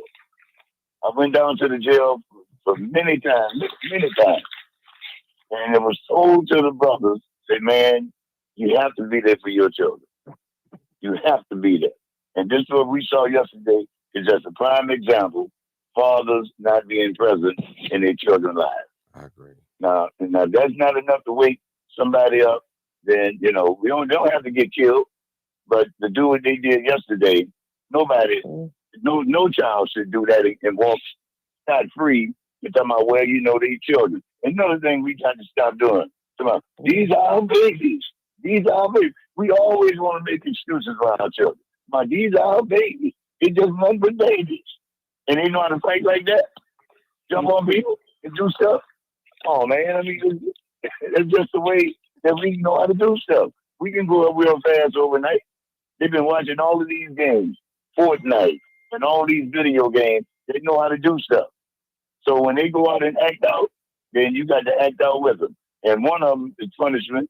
Not just talking to them, putting that switch on them, putting that belt up on them, putting that belt on their backside. That's what that's got to happen. Until they cry. Now you want something to cry for. Now I'm gonna give you something to cry for. If anyone of them, man, if I would have did anything like that, if I would have did anything to the kind, brother, you had a belt waiting for you, man, with multiple whippings, and you better not lie about it either. So what these children did yesterday, each one of them got to be held accountable for it, and something that they'll never forget. But if they just get a slap on their hand, they're gonna go back and. Well, I ain't gonna say they're gonna go back and do it again, but they ain't gonna take it as serious as they supposed to take it. Now that's just terrible. That just shouldn't have happened. But I pray for them. I pray, that everything go well for them. I pray that they apologize to the family, and I pray that the mother and the family be all right. So I'm just thinking right there, and I'm gonna take it that the right thing is going to be done. Okay. Thank you, though. Thank you. Hey, Bill, I'm gonna let Mama Doris go before she did. She was before old time, but he hung up. Go ahead, Mama Doris. Go ahead. Martin, I didn't hang up. I was cut off. I don't know what happened. Oh, okay. Okay. Okay. But I've been listening. As you know, I was with the Chicago public school system for 37 years. So I've seen a lot of bullying. Well, let me just begin by saying this, listening to what I've heard tonight. The Black community is in a crisis. We're in a crisis as Black people. Our children are in a crisis. That being said, the principal and those children should be removed from that school immediately. Amen. The principal is the head of the school. The principal and her team set the tone at a school, particularly the principal. Principals know when children are being bullied, but they choose to look the other way. It's not uncommon. It didn't just start. I dealt with it as a counselor, as a teacher, but I nipped it in the bud. Because no child should be bullied. No teacher, no principal should allow that to go on in their school. That principal is responsible for the safety of those children. Mama Doris. Mama Doris, do you got me on speakerphone? Yes. You got me on speakerphone? You got some audio I playing? Because I hear like an echo. No, that's not me. Okay, go ahead. All right. The principal is responsible for the safety of those children. When children are bullied, they are traumatized. They go home and they tell their parents what happened to them. The parents become traumatized. And the principal and the Board of Education needs to deal with it, but they're not going to deal with it unless you force them to deal with it. Because Black parents are not respected in these schools. Black children are not respected in these schools. It happens every day. You know, many of the schools with the Chicago public school system could be closed. When you look at what is happening in these schools, 43% of the teachers in the Chicago public school system are absent. The attendance is 43, non-attendance is 43%. You have subs in these classrooms, and that causes a lot of problems. When the regular teacher is not there, you're bringing in a different sub every day who does not know the children, who does not know the culture of the school. You're going to have that kind of stuff going on. That being said, that principal is still responsible. So I would say to the parents of that school where this happens, stay involved, get that principal out of that school, remove those children out of that school. Because when you remove those children out of that school, you're going to send a message to the other children that this is not going to be allowed in my school. Tell the truth and shame the devil. Acted as the principal in a school when the principal was absent. Amen. My job was to walk around and make sure that that school was safe, that the children at that school was safe, and I would get my security guards involved with me. If the principal was not at the school, I would instruct the teachers, you do not allow your children to go to the bathroom unless they are accompanied by you. Those children have a right to be protected, and in these Black schools, they are not protected because for the most part, they don't give a damn. Mm-hmm. They don't respect the community. They don't respect the parents when they come up. And there are parents who are disrespectful too, because the school is the extension of the community. So what is going on in the community, you're going to see it in the school. So it is important that the school and the community work together. They're not in isolation. This is not uncommon. This is a common occurrence in our schools. That's why the reading scores are low. That's why the math scores are low. Because so many teachers are in these schools who should not be in these schools. And I will say that back in the day, when most of the teachers in these schools were Black teachers, you didn't have those kinds of problems. Now most of these schools have white teachers in these classrooms, and for the most part, they don't care. They don't try to control the children, and in many instances, they can't. Because many of our children are out of control because as adults, we have allowed them to get out of control. Again, that being said, it is the responsibility of the Chicago public school system and that principal to protect those children. And I hope these parents will lawyer up, file lawsuits against these people, because you can do that. Someone mentioned where SAS was brought in. The reason SAS was brought in was to come in and try to start gearing that child to a special education program, generally for children with a behavior disability. And in this instance, these kids don't have a behavior disability. They were being bullied and nobody cared, nobody intervened, no one did anything. And when you don't stop children, when you don't stop the bullying, it's going to lead to other things. These children should have to go to school and be afraid to go, to be fearful for their life. They shouldn't. That is on the Chicago public school system, and they cover it up from the top to the bottom. They cover it up. They protect each other. They lie for each other. They do all kinds of things in the Chicago public school system. And as I said, most of these schools could be closed down and you could stay at home and the parents could do whatever they can to teach themselves, teach their own children. So when you look at what's going on, fair enough. When you look at what is going on, I'm angry because this doesn't have to go on. And I will say to that mother, if your child is going to a school where it's white and Hispanic, they should not have to tolerate someone calling them a nigger. The principal of every school, any school, is responsible for every child. Mm-hmm. And those principals can call those children into their office, or they can have a general meeting and talk to that student body and say to that student body, this is not allowed, we will not tolerate it, and if you do it, you are going to be suspended. They have all kinds of ways of dealing with this, but they don't care, especially if they are Black children. And we must protect our children in these schools. We must protect our children in the community. The community is going to have to get involved. These are children. We are allowing children to take over. That is on us.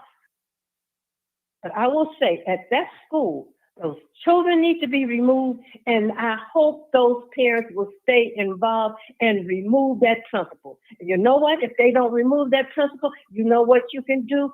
You can come together and take the children out of that school. And I bet you they will do something, because they're going to lose that money. Take the children, boycott that school until that principal is removed. And everybody else who knew about that, knew about what these children did, because it didn't just happen this one time. They've been doing it. And everyone who knows about it, they should be removed. So parents of that school, boycott that school until that principal is removed, because he or she is responsible for the lives of their children, the mental health of their children, the psychological state of those children. How can they learn if they're terrified? How can they learn if they're terrified? Well, that's all I have to say, Martin. Thank you, Mama Doris. Really, thank you, because I thought you hung up. Okay, Bill, you're next. Hey, everybody. Hey, Bill. Thank you for your patience, too. Good show. Good show. And you open up avenue where other stories came out behind the initial story. I hear something in the background on TV or something. Somebody, I know it is. I got it. Go ahead. Good.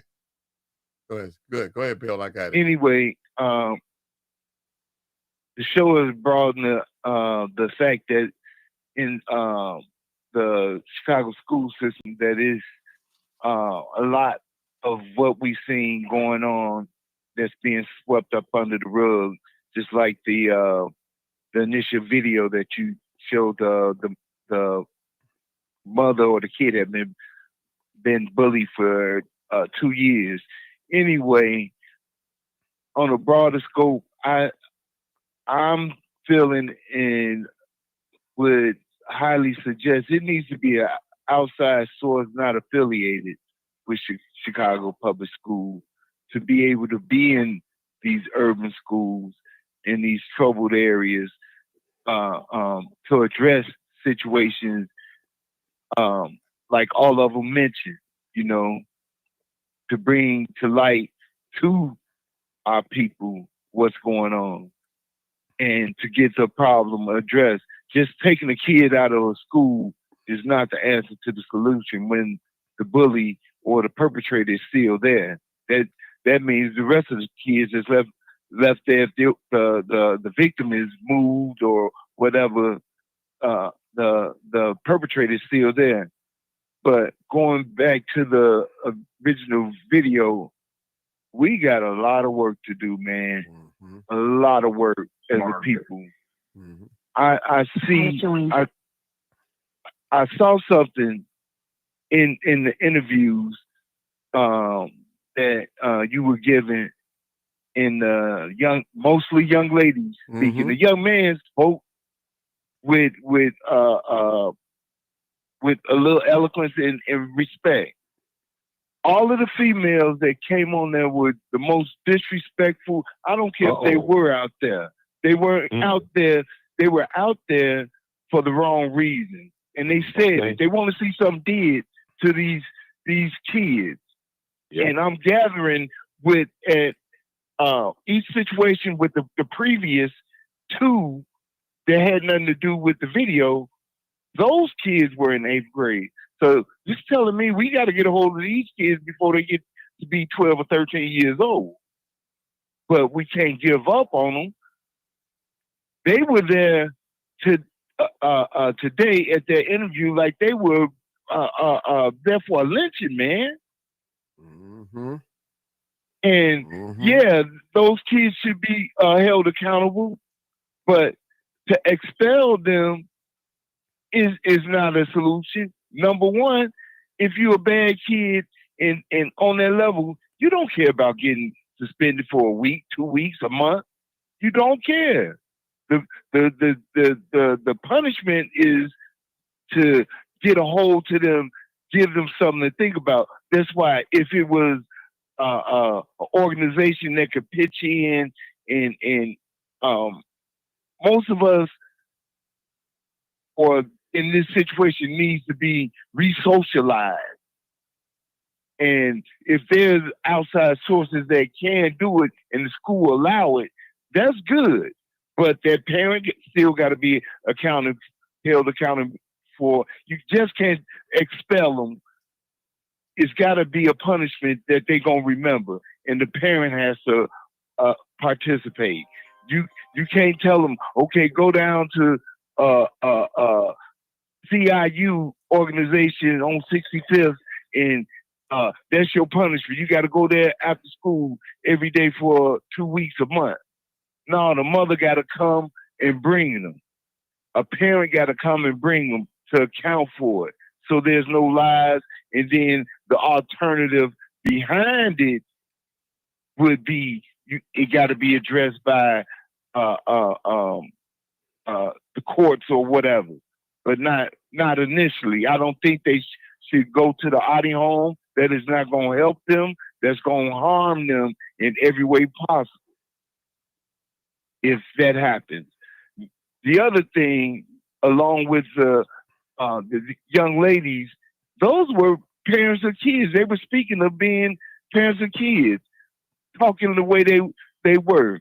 So these kids, they were almost to the point where they were almost violent themselves, or made me feel like they wanted to be violent. But the old school way that they didn't drug us away from that worked, because number one, back in the day, my mama, your mama, Mother Doors, whoever on here that got some age on them, your parent would have took you down to that lady house last night. Before any cameras came along, you would have been at that person's house apologizing and coming up with some kind of solution. Yes. And we got to get back to that. We so far gone, Martin. I don't know if anybody felt the way I did, and I don't care if they didn't. I'm old school. Those same young ladies, you old enough to be their father, man. Most of them, you were old enough to be their father. So, with that being said, I never cussed in front of my mother, or if I did, it was out of a lot of anger. But my aunts, my uncles, my neighbors that was older than me or parents, I didn't cuss in front of them. Not even after I got grown. And there's a line of respect. That's where those kids that's in trouble have a lack of respect for their elders. But these same women that's out there advocating that some got to be done. I want to see them put in a police car, want them lynched and everything else. They sitting here with all these people that's older than them, grabbing a mic from a man that's old enough to be their father, cussing like sailors. That's a lack of respect. And that's one of our problems. I'm going to end it at that. Okay, thank you. 206, let me play a little bit of this video and you're next. This video. No. So, I'm a strong believer. Whoop your kids ass. We know the difference between discipline and abuse. Right. We love our kids. That was so crazy. So, I'm a strong believer of discipline. Kids need discipline. A lot of these parents try to be friends with kids. Fuck that. No, I'm not friends with my kids. They know when to cut that shit off. Woo.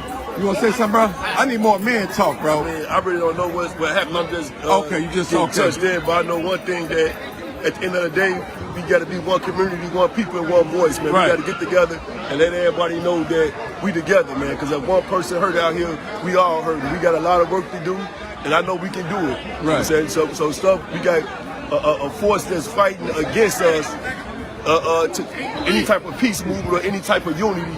We got force. We just saw that's a force that's fighting against us, man. We got to step up and hold each other accountable, man. Right. That's all I got to say about it. You know what I'm saying? We out here and hopefully we can get to the bottom of it. You know what I'm saying? And we got to learn that that we all together. Right. You know what I'm saying? We got to raise each other kids. We got to hold each other accountable, man. It's a right and it's a wrong. You know what I'm saying? It's righteous. Like one community, one people, one voice. You got to be righteous for yourself, righteous for your family, righteous for your neighbor, and righteous for your community, man. So we got work to do, and I believe we can do it. That's right.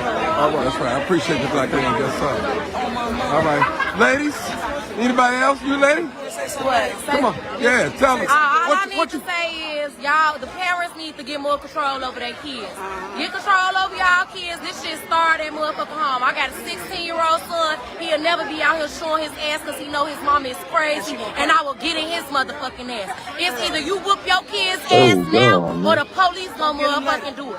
So y'all need to get control of y'all motherfucking kids because it's adults that's not gonna play with their ass. And I'm glad to see that the community just came together because this is what we supposed to be doing. It takes a village to raise a motherfucking child. Yes. And I'm glad we outside for a good cause. Yes. That was beautiful, baby. All right, y'all heard it. Let me see. You want to say something? Go ahead, bro. Man, it's not even about, they say whoop these kids' ass, but it's really not about whooping these kids' ass. It's about accountability, man, and showing up for the support for the families. The aftermath of the traumatization of these kids is going to be. Whew. That's all I got, brother. That's it. That's it. That shit crazy. That shit just made me mad when I just watched it. It's sad out here, people. We got. Let's see. Okay. And this needs to be. Oh yeah, hold it right here. That's what I wanted. I mean, I gotta be on camera. I mean, I'm fucking around and start telling y'all to book me. I don't know the family, but you know what I'm saying? I'm a mom. I got family that got sickle cell. And it's crazy. Like, it's unacceptable. And as a community, we need to do better. Simple as that. You know what I'm saying? It doesn't matter we need what color, behind whatever, this, because what happened is unacceptable. Those kids need to This don't need to be swept under the rug, but this needs to be... What is it that y'all want to see? These parents need to put belt to ass and then they need to get belt to be parents. Because a lot of parents don't know how to be parents. So if it's anything that could be done for these parents to learn how to be parents for their kids, then any resources for these parents to learn how to be parents. They could have killed that lady. They could have killed her in front of her kids. It's crazy and bad enough that she got. And these kids is getting raised differently than how we was raised. Because you know what? Look, the neighbors could check these kids. The neighbors can't check these kids. Exactly. They too fucking blunt. Like, what the fuck? The kids was grown as hell. They curse better than me. Yeah. Mr. Roosevelt, what is it you want to see happen today? Justice? Yeah, justice and everything. I'm thinking about the victim. I'm not thinking about the kids. Because the kids could have actually killed the person who they jumped on. So I want to see some names. I want to hear some faces. So far, I'm not hearing or seeing nothing or at all, you know, as to what's going on. I don't know what's going on. And the parents need to be held. You know what I mean? Honestly, their parents need to be held responsible. Some action consequences behind this. Nothing fucking verbally. It's no all fucking actions. And this needs to be shown to all the other fucking bullies that's in the world. Because this needs to be put to an end. And those two kids that got bullied, them not the only two kids getting bullied in this school. Exactly. It just got publicly with those two kids. I'm pretty sure it's a lot of other kids in here getting bullied. And that shit can result to being suicidal. Kids is killing themselves behind this shit because they feel like they're not good enough to be a part of the other kids. When we want them kids to be like the kids that feel like they want to be suicidal. We want y'all to be like them. Like nice and sweet. What the fuck? Yeah, come on. The school, we done had a meeting last week and they told us that there's a lot of kids in the younger grades, kindergarten, first, second, that they seeing mental illnesses in. And if anybody out here got resources or want to provide free resources, whatever, send the information over to the school so that they can get the kids some help since the mamas don't work. That's it. Come on, Tyrone. It's been going on, Tyrone. I'm good, man. What's going on, man? What's up, those kids got going on. They is in the community having problems with a lot of people in the neighborhood. This is not the only incident that they got going on. Right. These same group of kids is terrorizing the whole fucking neighborhood. They is a fucking menace to society. Those little kids is a menace to society, and I hate to say that. It needs to be stopped. It needs to be in today, like that. Go ahead, I'm gonna tell y'all like this. The bottom line, like I told them in the principal, and it's not on the police to deal with our children. Parents need parents. Stars at home. I'm telling you, parents need parents. This generation of parents, the problem is black men. Black women out here. They always out here. Some of them don't do their best, don't know how to do it. So it's us. So it's gonna take us to save us. That's my motto. And you know, we looking for. We keep voting these same elected officials in office that give our community nothing. Here we got billions of dollars going to non-citizens while black children are out here suffering. Black women are homeless and suffering with their kids.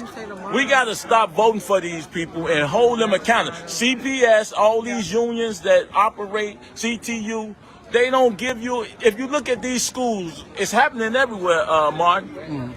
90% of the schools are ran by women. I'm telling you. Household too. Household too. So if we not in the mix, sister, it's our fault. The government has locked us out of the houses too. The same government we keep voting for lock black men out. Hey, we're going to give you this SNAP and we're going to give you this wig and we're going to give you this housing, but dude can't stay there. This is going on before we was born. This been going on, and so the government fight women and pit black men against black women, and then all the songs. I don't need no man. How it go? How the songs go? Take me through there. How the songs go? How the songs go? So those songs promote a lot of the issues where if you had a child and it took both of y'all to have a child, what you think it don't take both of y'all to raise it? That's the crazy part. And so our sisters are left holding the bag while we run off. One thing for sure, 90% of the time it's going to be the woman holding the child. And we disrespect. I got one question. Go I've ahead. been asking everybody. What is it that you want to see happen here? Oh, no. First of all, what is justice? What is justice? Every woman out here, and when you ask them if that was your child, I heard a woman say the kid should get 15 years. Right. You want that for your child? Nah. I did 21 years for murder. And you won't give him 15 for fighting. We need the kids We to are, know no, they their need, actions, because a lot of that's kids cool. don't know that it's consequences. But listen, Exactly, listen. A lot of Mothers, kids don't know it's consequences. mothers need tools too. No, I'm serious. No, you're right. We messed up out here. We are broke up. The shorties need mentors. It has to be a wraparound program from CPS to take you to the house, to the household. Without a wraparound program. If a person had a baby, that don't mean they know how to raise a baby. That's right. That's why when you say parents, that's why we can't say. All right, I'm gonna hold it right there. Okay, come on, 206. Come on, 2. Thank you for waiting, man. Thank you for your patience, man. No, it's not a problem. It's a pleasure being here with us. Greetings to the hosts, the listeners, and guests. And 2 things, and I'm gonna shut my mouth. Brother, Sister Mama Doris, and Brother Bill hit it right on the money. I really don't need to say anything, but I will say this. Correct me if I'm wrong. For those of us who've been listening to this conversation yesterday and today, correct me if I'm wrong, but in these schools, is it the case where a significant amount of the faculty and staff, maybe half or more, are white female? Does that sound about right? Yeah, that's correct. More than half. Yeah. And more than half. That is a big, big part of the problem. And this started 100 years ago, the feminization of education. Now, when they say that, they're not telling the truth. They're talking about the white feminization of education. And this will sound harsh, and this will sound hostile, but this is just 206 talking. I'm not representing anybody but myself. It is my opinion, after 54 years of life in this country and on this planet, that the white female is it to me appears to be the most useless demographic in America. She has her purpose like everyone else does, but she's allowed to occupy spaces that would be much, much better served by other demographics. Let me give you an example of what I'm talking about. I'm from Chicago, South Side. I went to junior high school on Blackstone Avenue. The school was called Lewis Worth Experimental School, but I think they changed the name. Then right next door was my high school, Kenwood Academy. And what I remember distinctly, growing up in the late 80s and in the early 90s, I said that trying to make myself feel young. I'm lying. It actually was the late 70s and 80s. Let me just be honest. The bullying was an issue when I was young. And I had a bullying issue until I finally got enough and knocked somebody out. But the best teachers, when it came to inspiring students to learn, providing leadership in the classroom, and protecting the students from violence and teaching them valuable life lessons beyond the instruction plan, were Black teachers, male and female. But particularly when it came to how to deal with emotional control and violence, and the importance of compassion for yourself, first and foremost, because you don't have that for yourself, you're not going to have it for anybody else. And to extend that love and compassion to someone else have been Black male teachers, Black men in the classroom. That's a demographic that this entire country needs. Black men have been pushed out of the classroom. They've been pushed out of education. They've been pushed out of the academies and colleges and universities. And not only has the education infrastructure in this country failed and faltered, but the quality of students and enlightened individuals that enter the workplace, enter society, when they enter into adulthood, is less and is not as have the utility and stability that it would have if they had a people as educators who are natural teachers and natural leaders and natural inspirers. And the best of them all, according to my understanding and experience, were Black teachers, particularly Black male teachers. Second thing I want to say, brother. Second thing I want to thank you. The second thing I want to say, and then I'm gonna mute my line. Now, this might not be fitting for the student situation because these are juveniles, okay? But this is something to think about. The first good piece of advice is a lot of it, but it was a female on this call. I've heard her voice before. And this is, people often overlook this, but this is so important. Don't go by verbal, over the phone, or personal communication unless you're recording it. You've got to get the critical communication in writing because those are legal documents. Go ahead and do written paper correspondence, do your emails, do something that you can document, and I don't know what the laws, I don't remember what the laws are in Illinois, but in Washington State, you can discreetly record a conversation as long as one of the people in that conversation knows that the recording is being conducted. So that is a very good piece of advice. Here's another one. The mother in this attack, she may want to get a restraining order if she can. And this is important because she may meet those children or older relatives of those children in the future. And let's just say some administrative action is taken against those youngsters in that school, and the school does what Mama Doris said they should do and boot them out of that school so other children can see that there's consequences for your actions. They may blame the victim for being held accountable for what they did to the victim. If you get a restraining order and something happens, listen to me carefully. I think this is very important because I did this once and it saved my behind. And you defend yourself and you defend yourself very well and tear somebody up. It's golden in a courtroom if they decide to charge you with a crime because you've already acknowledged the problem, you've already gone to the court system, and you've been giving a restraining order against a miscreant or a harasser or an assaulter. So if they try to do something in the future, sometimes people don't even know a restraining order has been taken out against them. And you bust them in their head, and they fall and bust their skull, and they're in an ICU for a month.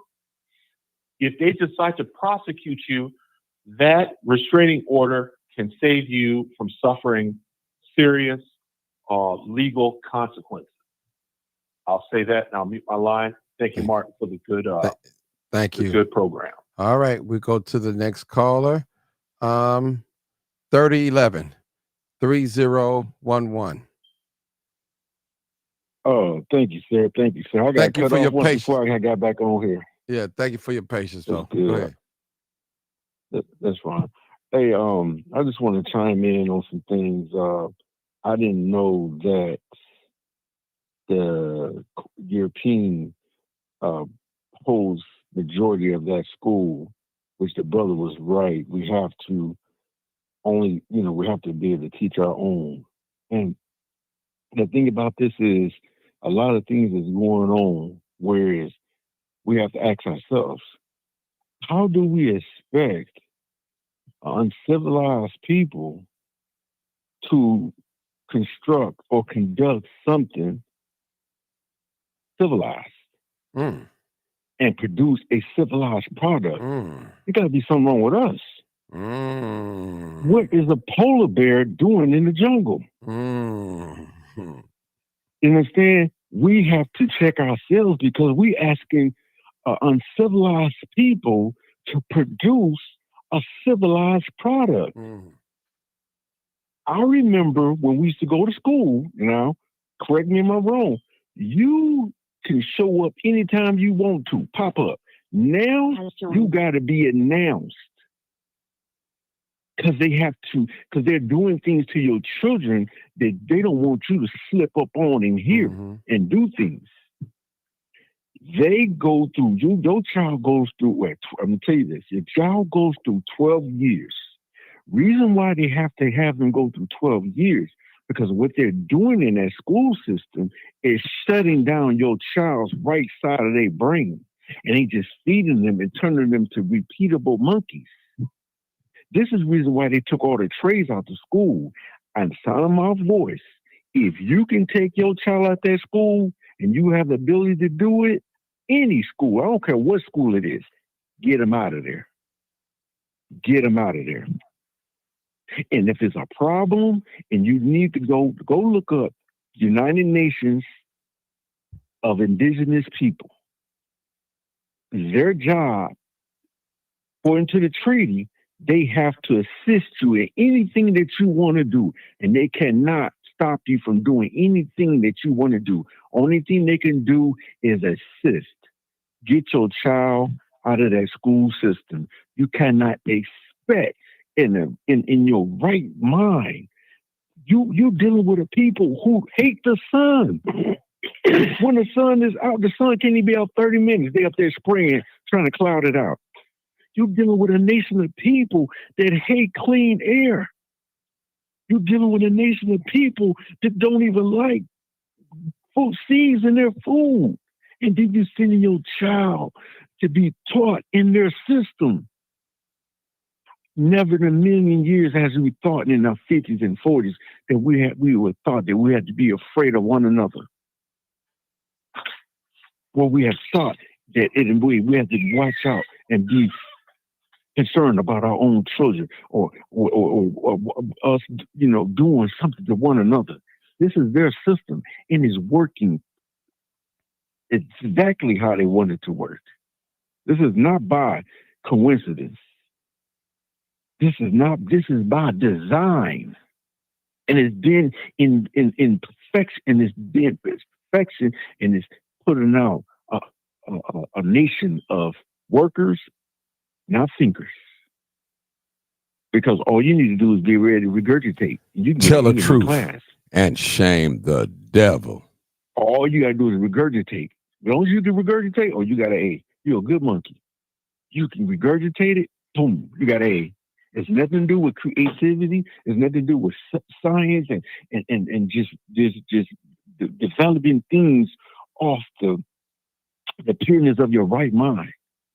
Look it up. They're teaching your child from their left mind. They're not doing right brain thinking at all.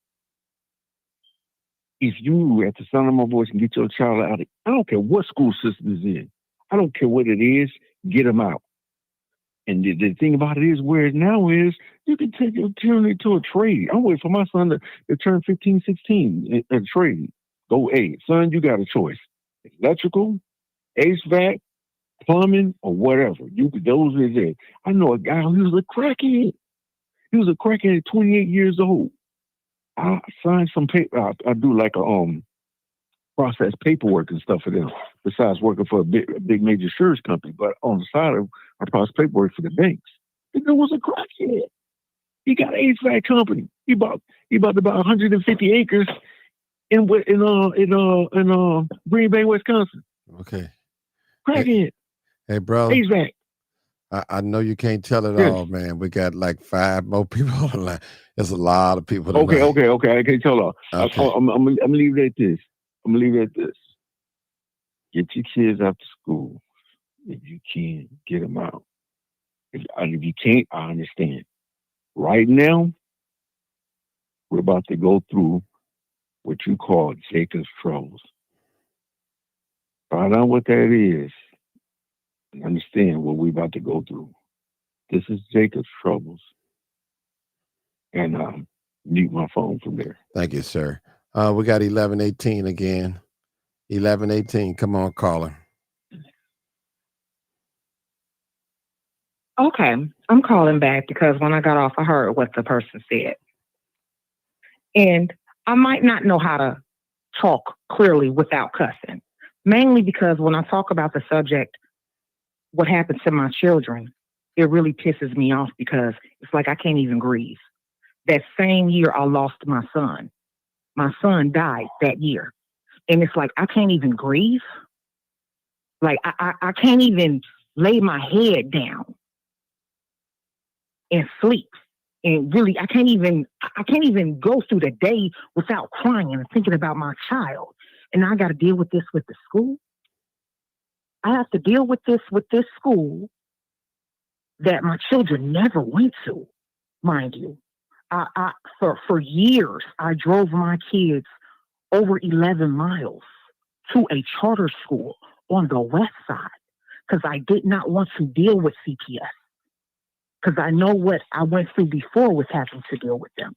But I put my kids in a school down the street from where I stay, and I have to deal with this, like back to back, and no one's helping me. But he more focused on what I'm saying. How I'm saying with my cussing. But you tell me how a person's supposed to get through dealing with a situation like that they had never been through in life. I want to know. I really wanted to know anybody. You tell me how I'm supposed to deal with and my kids too, because I didn't add that in there. My son was being bullied. How you bullying a child, saying, "Oh yeah, that's why your brother did"? Like, who does that? Like, you don't think a person eventually would snap or go off? But he worried about how I'm talking or if I'm telling the truth. Like, I have paperwork to back up all what I'm saying. I can post it on there right now. I have police reports, emails, and all of that. That still really never helped me or my kids. It's like, oh, okay, well, yeah, we got rid of them. On to the next. They didn't want to deal with it. Anytime I talk about the situation, everybody's, oh, well, man, yeah, I don't know what to tell you. It's like, oh, because you didn't go through this. People always want to sit up here and point the finger, or are they telling the truth?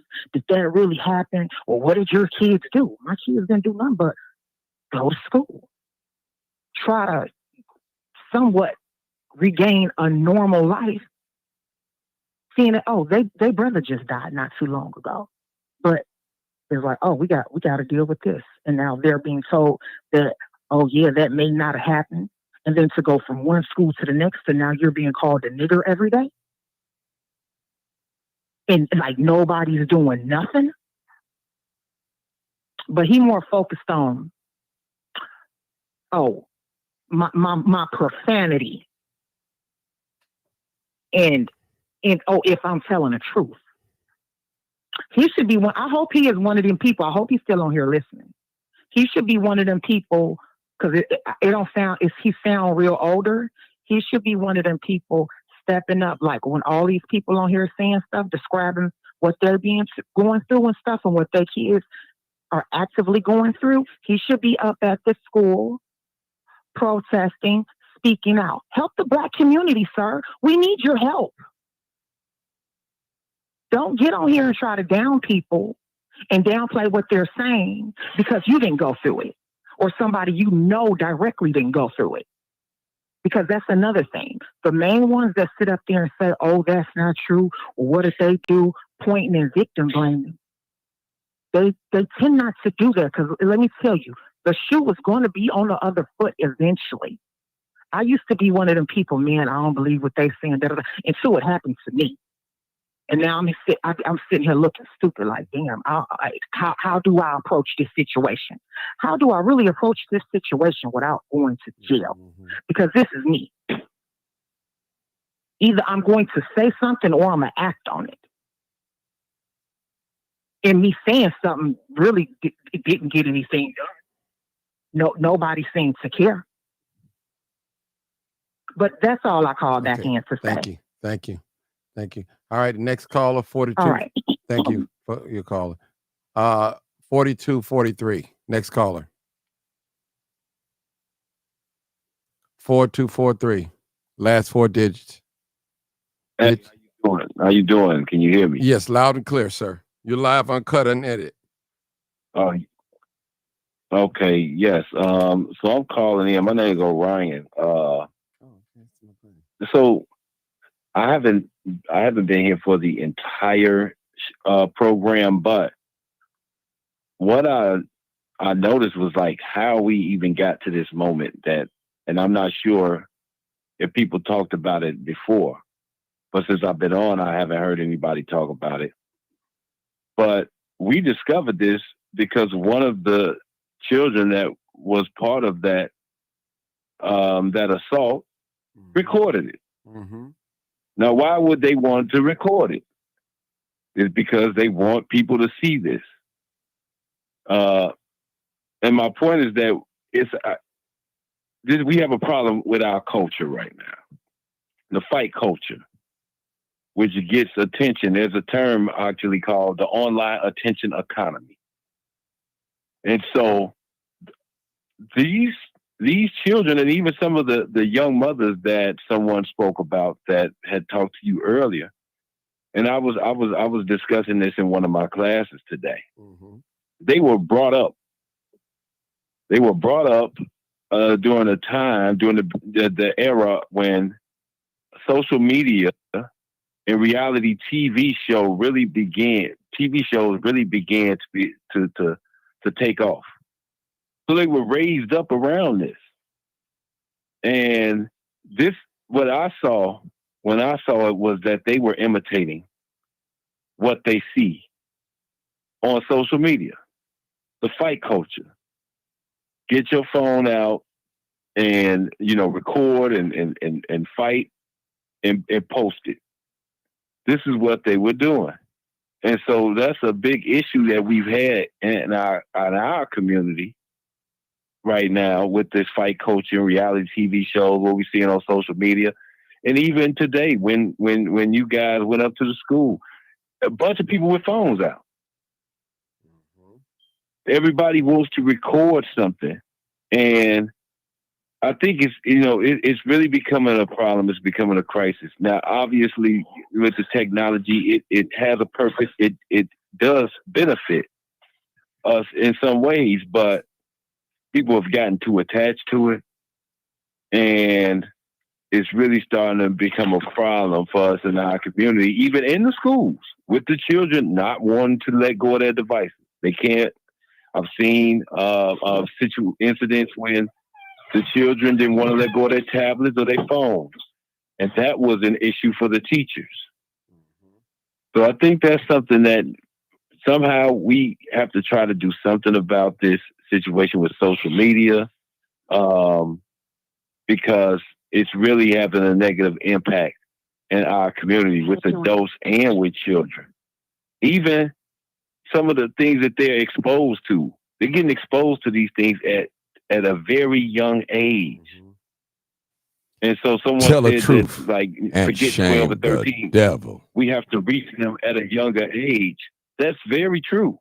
That's very true. We have to try to make an effort of reaching them at a very young age, 7, 8 years old. But here's the problem. If they're unattended while they have these devices, they're being influenced. Because some of these children probably have parents that try to teach them how to behave properly.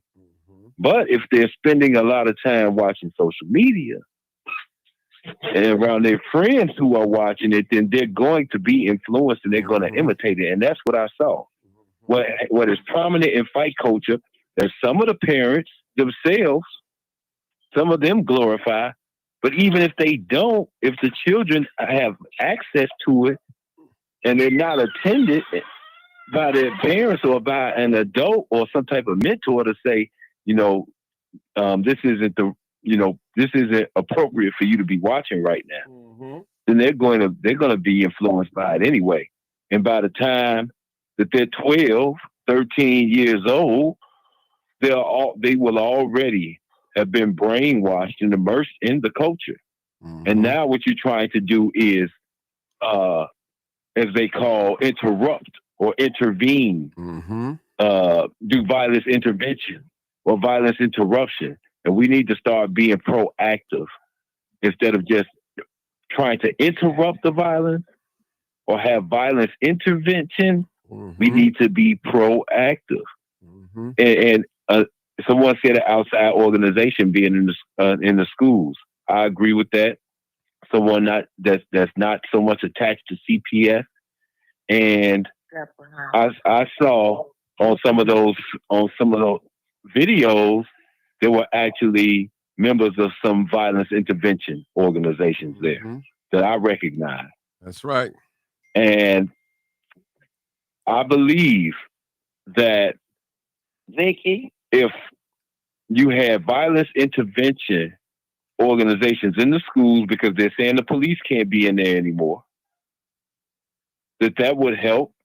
And even with some of the violence intervention doing the outreach on to and from school, because had there been some type of violence intervention worker or outreach worker there, that wouldn't have happened. Why? Because that's their expertise. That's their experience in being able to mediate conflict. And they do this with adults. So let alone with an 11 or a 12-year-old, I'm sure that they would be able to do that. And a lot of those people that do their work have lived experience, meaning that they themselves, work from the streets. Some of them have gotten in trouble and they've learned from their mistakes. The problem is that it's difficult for some of these people to get into the schools because, and I don't know, somebody's talking over me. I mute him. Go ahead. Okay. It's difficult for some of these groups, some of these organizations that have people with this lived experience, some of them who were gang members, some of them who have gone to jail and prison and have learned from their mistakes. They can clearly see, they can clearly recognize some of the behavioral patterns that those children have in those schools because they did it themselves. They were around it. They've been around it. They have lived experience. And what I know is that it is difficult for these people with lived experience that can reach these youth to get in there because CPS won't allow them to go in there. And so when they keep having these problems and there's no way for them to be able to, for it to decline or diminish, then they're left holding the bag. But you have groups, you have people that have the ability to come in and make a difference. Is it going to be perfect? No, it's never been a perfect system. But you have groups, you have individuals that can go in there and that can do that, and CPS will not allow them to do it. And what has happened? We've seen decline over the years. This has been available for many years for people with lived experience to go in and to make a difference, and the CPS refuses to allow them to go in. Okay, bro. I appreciate you on that. I'm also a part of the CVI organization too, as well. So, community violence interrupters, that is real. So I appreciate that, brother. And what they say, we need to be proactive instead of reactive. So, thank you for those encouragement words. And probably one day we'll get a show with all our CVI people on here and tell them exactly what we do, because a lot of people really don't understand the work. And it's not an easy job when you're putting yourself on the front line doing CVI work. It's really not a easy job. All right. Thank you, my brother. 4450. Come on, caller. 4450. Caller, 4450. See, Martin, look, Come on now. it's like we going around in circles. If we do not face what's going on in the Black community, if Black people don't stop making excuses and face what's going on, it's gonna be a problem. Hold on, we brother. can hear you, Hold bro. on. Put your mic. Yeah. Go ahead, Trina. It's going to be a serious problem. It's like people want to talk about the fathers not being there, this and that. First of all, the schools, okay? By me being a licensed substitute teacher, what I know is at underperforming schools, you get student loan forgiveness. As long as that school is not performing up to standard, you're going to get student loan forgiveness. So where's the incentive to teach the children at underperforming schools? If I'm going to get $10,000 knocked off of a $100,000 loan every year, where's my incentive to teach the kids? Okay? Then we have all of this violence in the community. When are Black people going to stand up and not allow it? I have to go through that in my community. We have a new family across the street. I had to literally tell this, like, look, have you noticed that you're the only ghetto person in the community? Have you noticed that your house the only ghetto house in the community? You ghetto. Your kids ghetto, your man ghetto. Like, what's your damn problem? Do you need me to get your voucher taken, lady? Cancel. So you can pay market rent and get some business. Like, why do we keep putting up with this in our community? Why are people not putting up with the BS in their community? Everybody want to coddle a criminal. Don't send them to jail. Don't do this. They doing criminal acts. They could go to jail. What you think we got juvenile detention centers for? You think white people sitting up there watching these kids do all day? Black kids get outrageous in their books. Okay? But then everybody want respect. Don't touch me, don't hit me, and then we be quick to say, you can't tell nobody how to respond in a fight.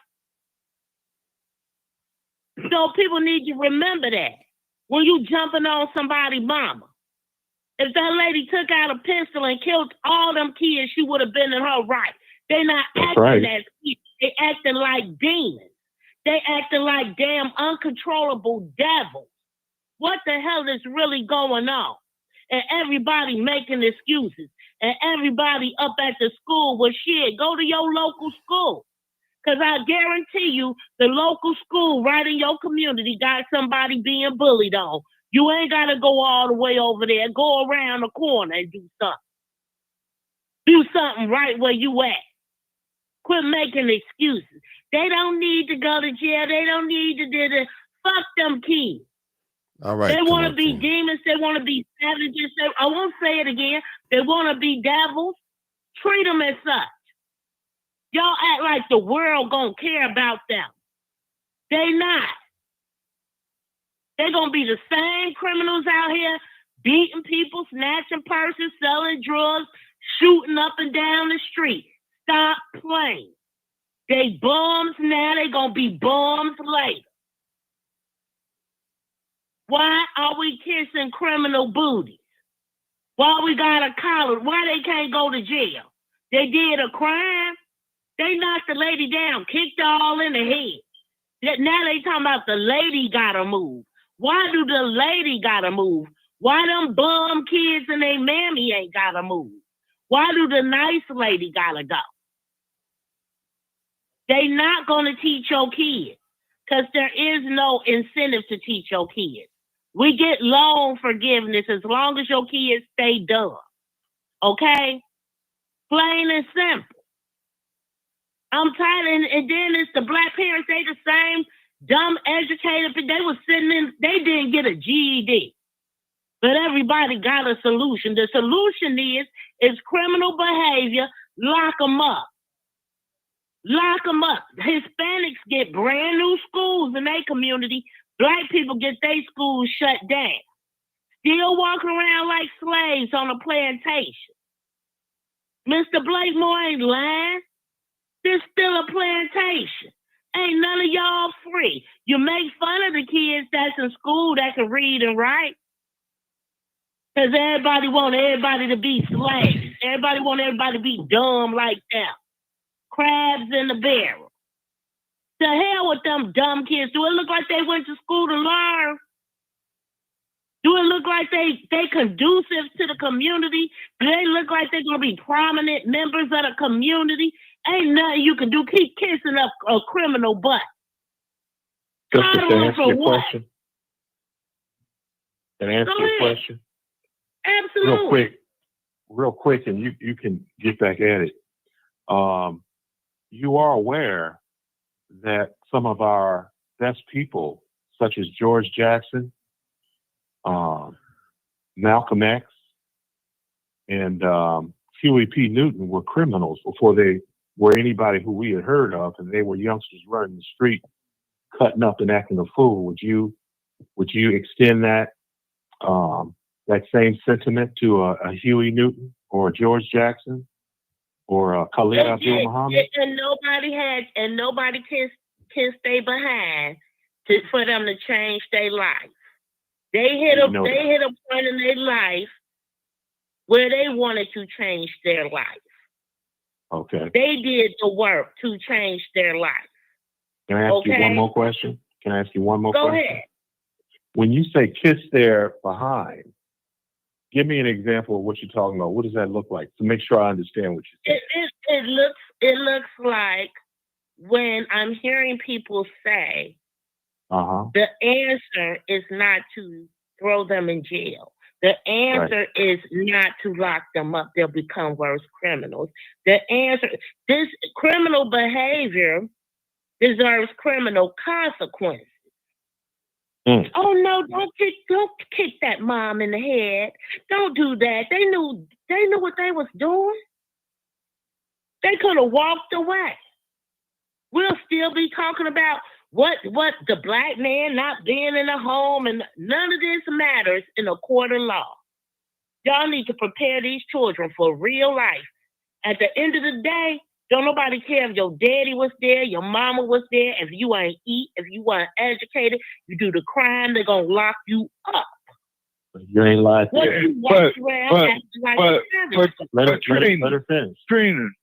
Trina, I've been in the penal system, and the younger you are, hold on, can I finish? The younger you are, the more chances that you're gonna be taken advantage of. I never went to the Artie home, but I've had friends over the years that have. Sure, you see the lawsuits if you've been taken advantage of in the juvenile detention center, right? If you've been sexually assaulted. No, I'm not talking about I'm not talking about sexually assault. I'm talking about being given tools to make you a more evil person instead of them doing what they did. It's people in there that take younger people in Audi home and also in the adult prison system. They take advantage of younger people, and they usually use them for what we always call, and it started in the joint, send-off men. You'll go in there, they can go in there and have 6 months, whether it's juvenile or adult prison system, with a year, 6 months. Yeah. And get added time. And what's wrong with giving them a chance and doing something right? There's other punishment. We see it's not working. We see the penal system is not working, not for our people. So why not us as a people step up and do what? Give them a chance first, instead of just throwing them to the wolves. That's all I got to say. They didn't have the chance. They don't realize that they so accustomed to violence and chaos that they don't realize waking up every day and giving offered a free education, because it ain't free in Haiti. It ain't free in other countries. Okay. They don't feel that's a chance. Trina. They want a dookie on it. Trina. Right. Trina. I'm gonna let y'all. No, hold it. Because this is really. Hold it, Trina. Hold it. I got a young man on here, been to jail for about 20-some years straight. He's what he do? Hold it. Just hold it.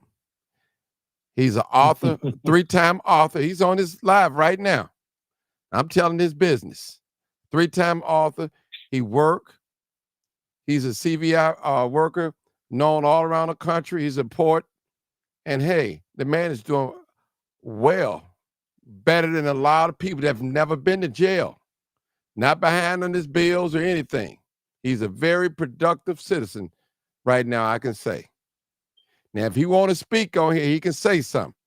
That's up to him. But I thought I'd throw that. He's been in jail for 20-some years. No, it's not Tyrone.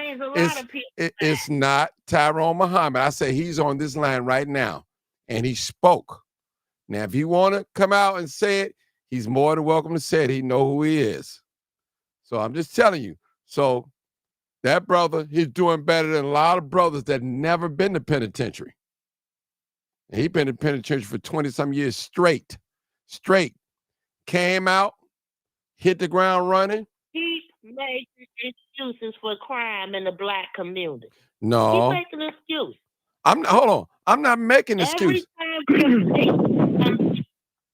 I'm not making no excuse. We make an excuse. No, you don't make it. Listen. First of all, let me just, if we really want to get technical, it have been laws made strictly for black people, such as crack, and we get more time with hard crack, and they get less time because they do powder. It's the same thing. One is just wet, as water is wet, ice is frozen, but it's the same thing. So it's also in this criminal system, it's not fair. And we are targeted. And I'm not saying that victim blame, but we're targeted for certain things. Right now, and you educated woman, that the prisons are suing governments because they have not kept their end of the bargain by filling up these prisons. They have promised these prison owners that we're going to give you so many inmates, and they have not kept up to their word. Nobody wants to talk about that. Because they keep recycling them. Right. So how many criminals we be seeing right now, Martin? Right here in Chicago, they shot 2-3 people, and then they finally killed somebody, and they like, oh, they were on probation. Okay. Well, they got the killers out here. Oh, they well. got all the bad people out here doing what they do, and black people making excuses. How's and we black because people? How's people? I mean, they could have said you're a criminal. You came into the courthouse. I mean, in a meeting with a golf club, but that wasn't criminal. I came into the park district. Right, with a golf club. A golf club. At a council The meeting. park district. I came into the park district with athletic. But that could have been. Hold on. But that could have been considered as a weapon. They did consider it. They All did right. consider it. Did you go to jail? And everything else. But at the end of the day, why would I go to jail? Okay. Why would you? To jail? Why would you bring a weapon inside? Equipment in a meeting. I mean, come on. Why would you? I go to jail for the golf club in the park district? Right. Martin? At a Why would I go meeting. to jail for It was a the golf meeting. It was a meeting. park district? It was a meeting. So what? It's the park. No, okay. Now it's different So for you what? now. It's different for you now, huh? It was a park district. But it was a weapon, I'm right? bringing the golf club. Was it a weapon? It is not a weapon. It's a golf club. Okay, It's why? a golf club. You just said they said. And it's nothing that you can do to make a golf club into a weapon until I swing and hit somebody with it and make it a weapon. Okay. That You know what the intent was. So it is a golf club. Anything is Trina. a weapon if you make it Trina. into a weapon. You Trina, can did take you a have- pin and stab somebody in the eye, and then it's a weapon. But until then, it's a pin. Trina, did you have a golf ball? I had a golf club. Park district. What did you say, Trina? I didn't hear you. Did you have I a had golf a ball? golf club in the park district. Did you have a Don't golf nobody ball? Don't nobody say shit when I It was got a a weapon. motherfucking. Don't nobody say shit when I got a pistol. That's a Well, hey, weapon. they didn't. I bet they didn't say nothing either when you had that golf club in your hand. Ain't nobody. Oh, people raised hell about it. It's Well, of course, videos. because you didn't have no golf That's ball. why Because you Martin gonna bust brought it somebody in up. the head with it. Did I swing the golf club on somebody? I don't know. No, I Did did you? not. It ain't my fault that all them people in there politicking feel like they probably should get their goddamn head busted. But until I swing it and make it a weapon, it's not a weapon. It ain't my fault that people feel like they should get their damn head busted. That's all that is. Okay. If you feel threatened and somebody got a golf club, hell, you don't know what these people going around in the back. Jedediah walked in and had a whole fight. And there was a man in there with a whole long ass knife in his pocket. And y'all want to talk about a golf club? But didn't he go to jail? Shit. Play if you say what? Didn't Hell he- no. he didn't ain't go to jail? Hell no, he ain't go to jail. He got arrested. No. But He ain't get arrested Trina, there. He didn't get arrested there, then, or after. Mm. There was never an arrest. Okay? here's my point. Trina, here's So you my ain't got point. no miss me with it. Now, if they would have arrested you and gave you a felony, hold on, listen, just listen. Arrest If me they- for what? Let him answer. You have to Hold have on, a reason let me- to arrest somebody. a lot of people get arrested for stuff that they don't deserve to be arrested for. And I'm not saying that you should have been arrested. I'm not saying that. A lot of people get arrested for things. But the thing is, hold on, Trina, just listen. If by chance, and I'm not saying they had any right to arrest you, if they did, don't you wait? Don't you think you deserve grace?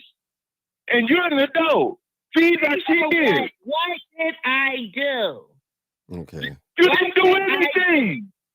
Okay, then why You don't have to do anything. But even if a woman and children. yes, Okay. Viciously. I did yes, not do they were that. kids. That shit is not It's the wrong. same. It's wrong. But if they go to jail, the penal system is not arranged. It's not the same they're not going to produce hardly anything positive. Okay. Listen, hold on, y'all. Hold it. My brother that been locked up for 20 some years straight. I want him to speak right now. Speak, my brother. All right, thank you. So everybody is right. Everybody has a point that that has some truth to it. What he said about the prisons, to a certain extent, there is truth in that. You're going to learn a lot of bad habits from people who are career criminals who've been around. I went in when I was 18 years old. Trina, So let him talk. Let him talk, Trina. Hold on, man. Let him talk. Trina, let him talk. Let him talk. Go ahead, brother. Go ahead. And those places, there's a misconception about what's offered in those prisons. People think that you can get trades and all of that. That's not in all the prisons. That's in a few of the prisons. If you have 2,000 people in a prison and there's only room for 300 people to take these classes, well, you're probably not going to get in there for a very long time. And in some cases, you won't get in at all because you'll have served your sentence and returned to society without getting any type of education or any type of trade or anything like that. So that's a big misconception. In fact, I for over 2 years, I worked for Adler University's Illinois Coalition for Higher Education in Prisons. And that's one of the issues that we were having was having enough access to higher ed in the prisons throughout the state of Illinois. So that's what we did. I worked for them and I did their social media work.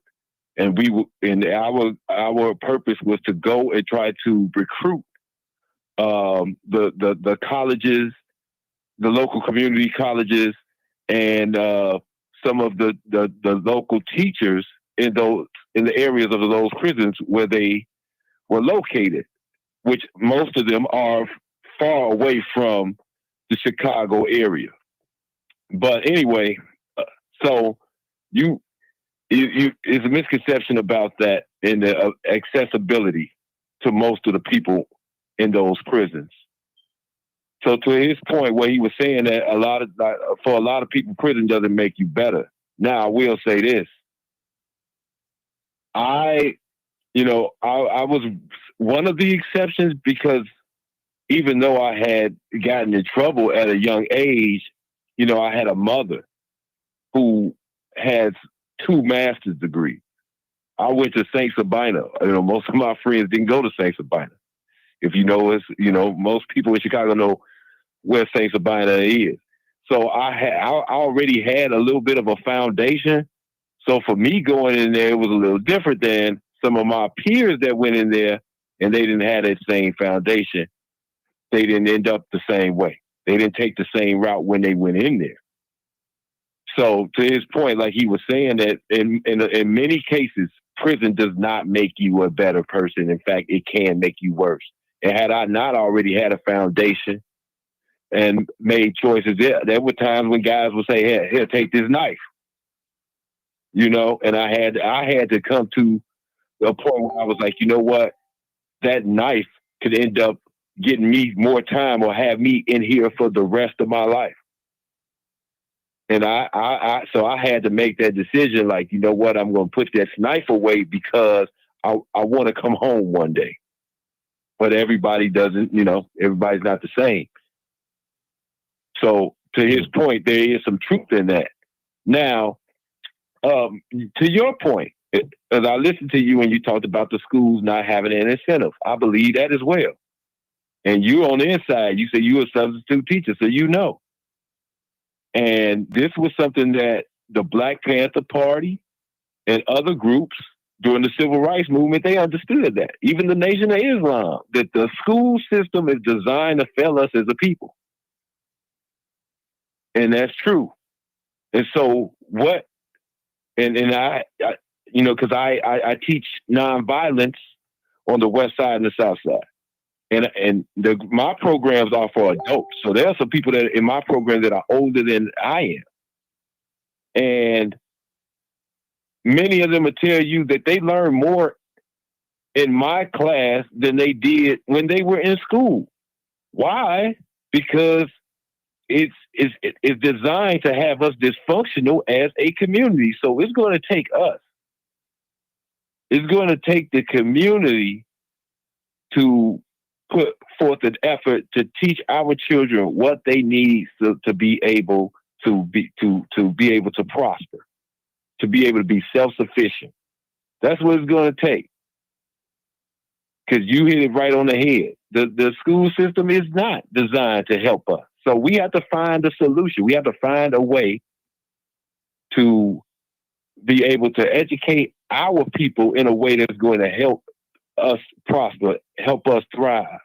When you look at what was in the schools, what was something that was some of the things that were being approved to be taught. They had something at one time they called the psychologist called drapetomania or something like that. Can't quite remember how to pronounce it, but the point was that they were saying that people who were slaves, black people who were slaves that were trying to run away from the plantation had a mental illness. And this was something that a psychologist came up with, and they approved of this type of stuff. So there's, in just one instance, there are a lot of things that they have approved and put in their books that are outright lies. Mm-hmm. So we know that education system is not designed to help our people. So we have to find a way. And there were people who were trying to do it. The Black Panther Party and other groups, they were promoting educating our children ourselves because they knew that the public school system was not designed to help us. So that is our problem at the end of the day.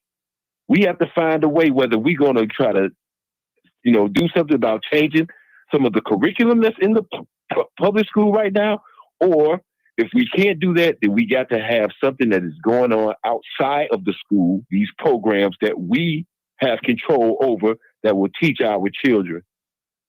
But also even the parents, because some of these parents have been brought up, they've been raised in these schools. They've also been raised by social media and these reality TV shows that they're trying to imitate. And the parents, some of these young parents also have to be part of some type of programming that can help them become responsible adults and responsible parents. Because as much as we don't like to hear this, you do need men in the household. You do need men in the public school system. You need men in all of these places where they're lacking. But dysfunctional by design, a lot of them are locked up or have been locked up for a long time. And then a lot of them have been lost to the streets. And human beings were designed to have a male and a female part of the family unit along with the extended family. And that's where we have been failing. So we got to figure out how to get somehow that balance where we're having a stronger male presence in our communities, especially in our homes. There's no way of getting around that. No way of getting around that. But so everybody has said something, made a point that is true. Now, I haven't heard anybody say anything that is not true. But on all sides. Let me just say this, brother, and all due respect, because we want to put people in jail and prison. That's not all the time the right thing to do, solution. Now, I believe in accountability at all times. I've seen people go in jail straight and come out switching. I had to put it out there. It can happen. It can happen. So a lot of times, I even heard Tom Dark say, a lot of his prisoners in the county jail, they need mental health. They really don't need to be locked up. They have mental health problems. So we have to address the real issue. And a lot of this stuff is what you call is a cause and effect. It's socially engineered, because you say defending yourself, you broke the law. But I'm defending myself. But you're a felon. You can't defend yourself. You can't. That's a man's natural instinct to defend himself. Regardless if he's a 2-time felon or 1-time felon, whatever, that's his right to defend himself. Dogs got teeth and they bite. Cats got claws and they scratch. Birds got wings, they fly. So we all have a defense mechanism that we have to use, that we should use. Period. So that's just my take on that. And just think about it, brother. If your mom had gave up on you, threw the towel in on you, and say, I'm not taking none of his calls, I'm not putting no money on his books, I'm done with him. Wash your hands with it. But she didn't do that. Now look at you now. You are an outstanding citizen right now. Outstanding citizen. Now, what's these other people's excuse that have never been arrested? John. Never been to penitentiary. You've been there. You're a 3-time author that I know of, and you work every day and man your business. Don't use drugs or alcohol. So that's a testimony. But we could have given up on you a long time ago, my brother, but we didn't. I'm sharing your testimony, but we didn't. You came out. No, and I agree. Yeah. It's just, so they have what they call restorative justice, and I truly believe in that. I believe that police, the law enforcement should be the last resort. I believe that the community has the ability to be able to police itself. I don't think that you should totally defund the police, but I believe that the police should be the last resort. That the community should be able to resolve its own problems. But we've taken away a lot of that power over the years. And I believe that prison should be the last resort. But I do believe that it has a purpose. Jail has a purpose. It has a place if people are not able to accept the correction of the community. So, Thank you. That's what I believe. I believe that they should be the last resort. Thank you, brother. I believe we should try other alternatives. Brother, you and I, we are in the CVI employed. We employed. That's what we believe in, that model. So our option is not to call the police. We try to mediate. We try to give you something in exchange for you putting down violence or using a weapon or anything. So that's what we are. Now, those young children that committed that heinous crime, I'm going to call it a heinous crime. Now, who knows? They may have an uncle that's watching us tonight. That's about that life.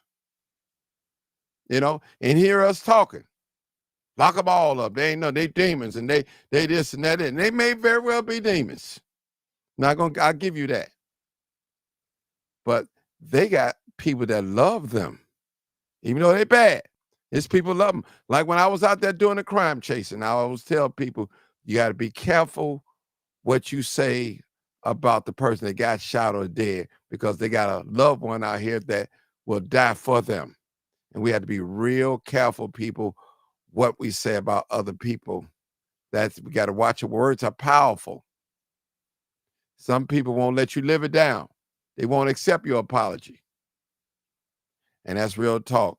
And when I work, I'm trying to keep the peace. I hate to see a brother shoot another brother.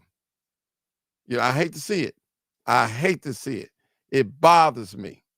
I hate to see a man, 2 men get into a fight or a gunplay or whatever, which it could have really been resolved if they just would have sat down and talked it over. There's so many brothers. So go ahead, my brother. Go ahead. The restorative justice model, right? Mm-hmm. And it's like I said, I suggest that, and jail or prison should be one of the last resorts. But with the restorative justice model, and it's just simplifying it, those children that were involved, the community would come together. You would have the community, you have a certain group or whatever, and they would look at what they did, and then they would, since they caused harm to the mother and the family, then somehow they would repay that. And so the community would determine, okay, we ain't sending them to jail, but there has to be a consequence. So what does that consequence look like? And then they may have to repay it to the family. Or they would set up some type of system where they would do some type of work in the community or whatever until they repaid it and everybody was satisfied. But there has to be a consequence for actions, obviously. That's true. Because, you can't just allow people just to do things and then there not be a consequence. You have to teach them that. You have to teach them that at a young age. Agreed. So I think that the restorative justice model is because, no one was murdered. So I think that you could use the restorative justice model in a situation like this. What does their punishment look like? Can we come together and let's all come to a consensus about what would be a just punishment for them outside of jail that would make the community happy, but also would be a service to the people that they harmed? Because restorative justice is about repairing harm. So in what way can they repair the harm to the mother, the children that were being bullied, but also the community that was outraged by this? That's a way to do it. That's right, bro. Doesn't have to be jail, but there could be something that they could do to try as a way of paying for the harm and to try to repair the harm that they've done to that family, but also to the community. Brother, I got to hold you right Mark, there. Go ahead, Bill. Bill, we got 5 people. Come on, man, real quick. Because I'm trying to get through this. Go ahead. Real quick. I went to penitentiary and refused to be part of the recidivism. But prior to that, for 18 years, I went to jail, to the county, and each time I laid up for those short periods of time or whatever, I thought of different ways that I can come out and commit more crimes. And when I did get sentenced to the penitentiary, the judge told me flat blank, I have never seen a person dodge penitentiary the way that you have and get away with the things that you've gotten away with. He said, with a brain that could dodge the penal system and the law the way you have, he said, you could have been a rocket scientist. But today, I'm going to sit you down. So we can't throw these kids away. What this brother's saying is the truth. It takes the whole community to stand up and straighten this out and not keep putting our people in these people's hands. That's all I got to say. Thank you. All right, Marcus. Come on, Marcus. Some of y'all been on here twice. Go ahead. I was just listening because I had to call back in. You might have heard me arguing with a family member. Okay. but Brother Martin. Old timer. What you got to say, old timer? Yes, sir. What you got to say, man? Come on. I've been hearing. I'm listening, but I mean, it's like if I'm hungry, you might not be hungry. If I want to study, you might not want to study. Man, everybody in the end really got to be accountable for themselves, and that's true. What the brother said, man, you could have been a rocket scientist, but man, you didn't want to give yourself to study. You see, we really have to be real with ourselves, man. Because one thing about it, we look at when you ain't there in the morning, brother, I'm there to see myself in the mirror. I can choose the light, what I look at. I can see potential, and I can see whatever I want to see. But I know the night before that, man, I ain't studied not one book. I ain't prayed not one prayer. And I'm just winging life as it comes. Come on, brother. But I know some kind of way, I've been eating, I've been sleeping. I've been getting by, and I could be naturally smart.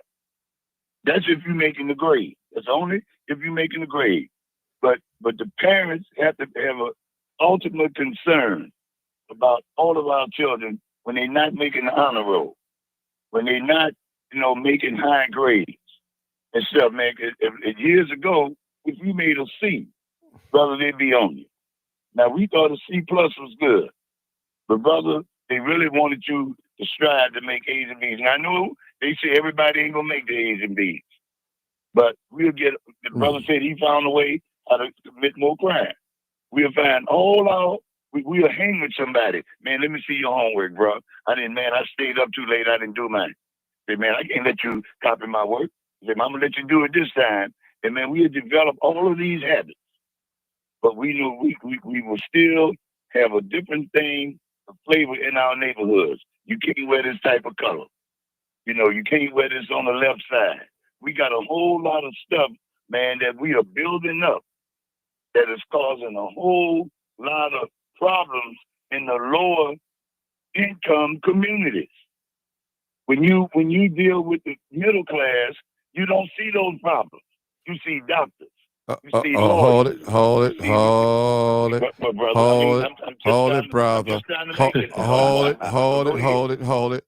I believe criminals wear suit and ties. I believe criminals be in police uniform. I believe criminals be in judge uniforms with the robes on. So don't start that, bro. They on a higher level of crime. They go to jail, though. Come on now. Come on now, brother. Come on now. They go to jail. They go to jail. They go to jail. Bro, so don't you listen, bro. Listen. A lot of y'all criminals, and I gotta say it, wear suit and ties.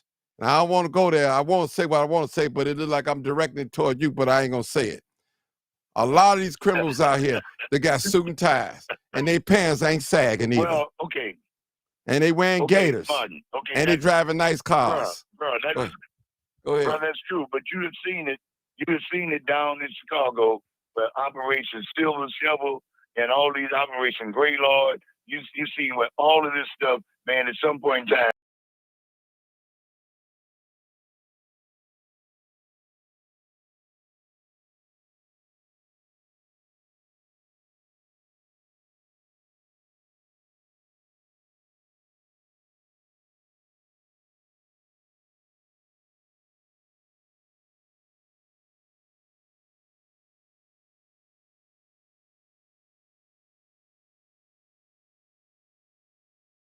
System.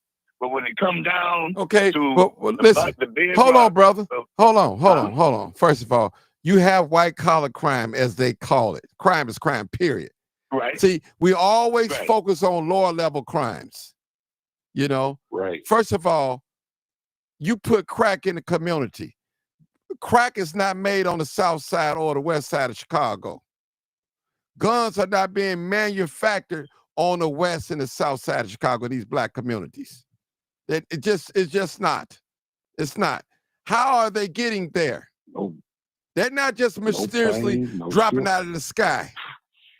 Come on now. Somebody talk to me. This is real talk. This is real talk. Now, I don't want to hear it. No.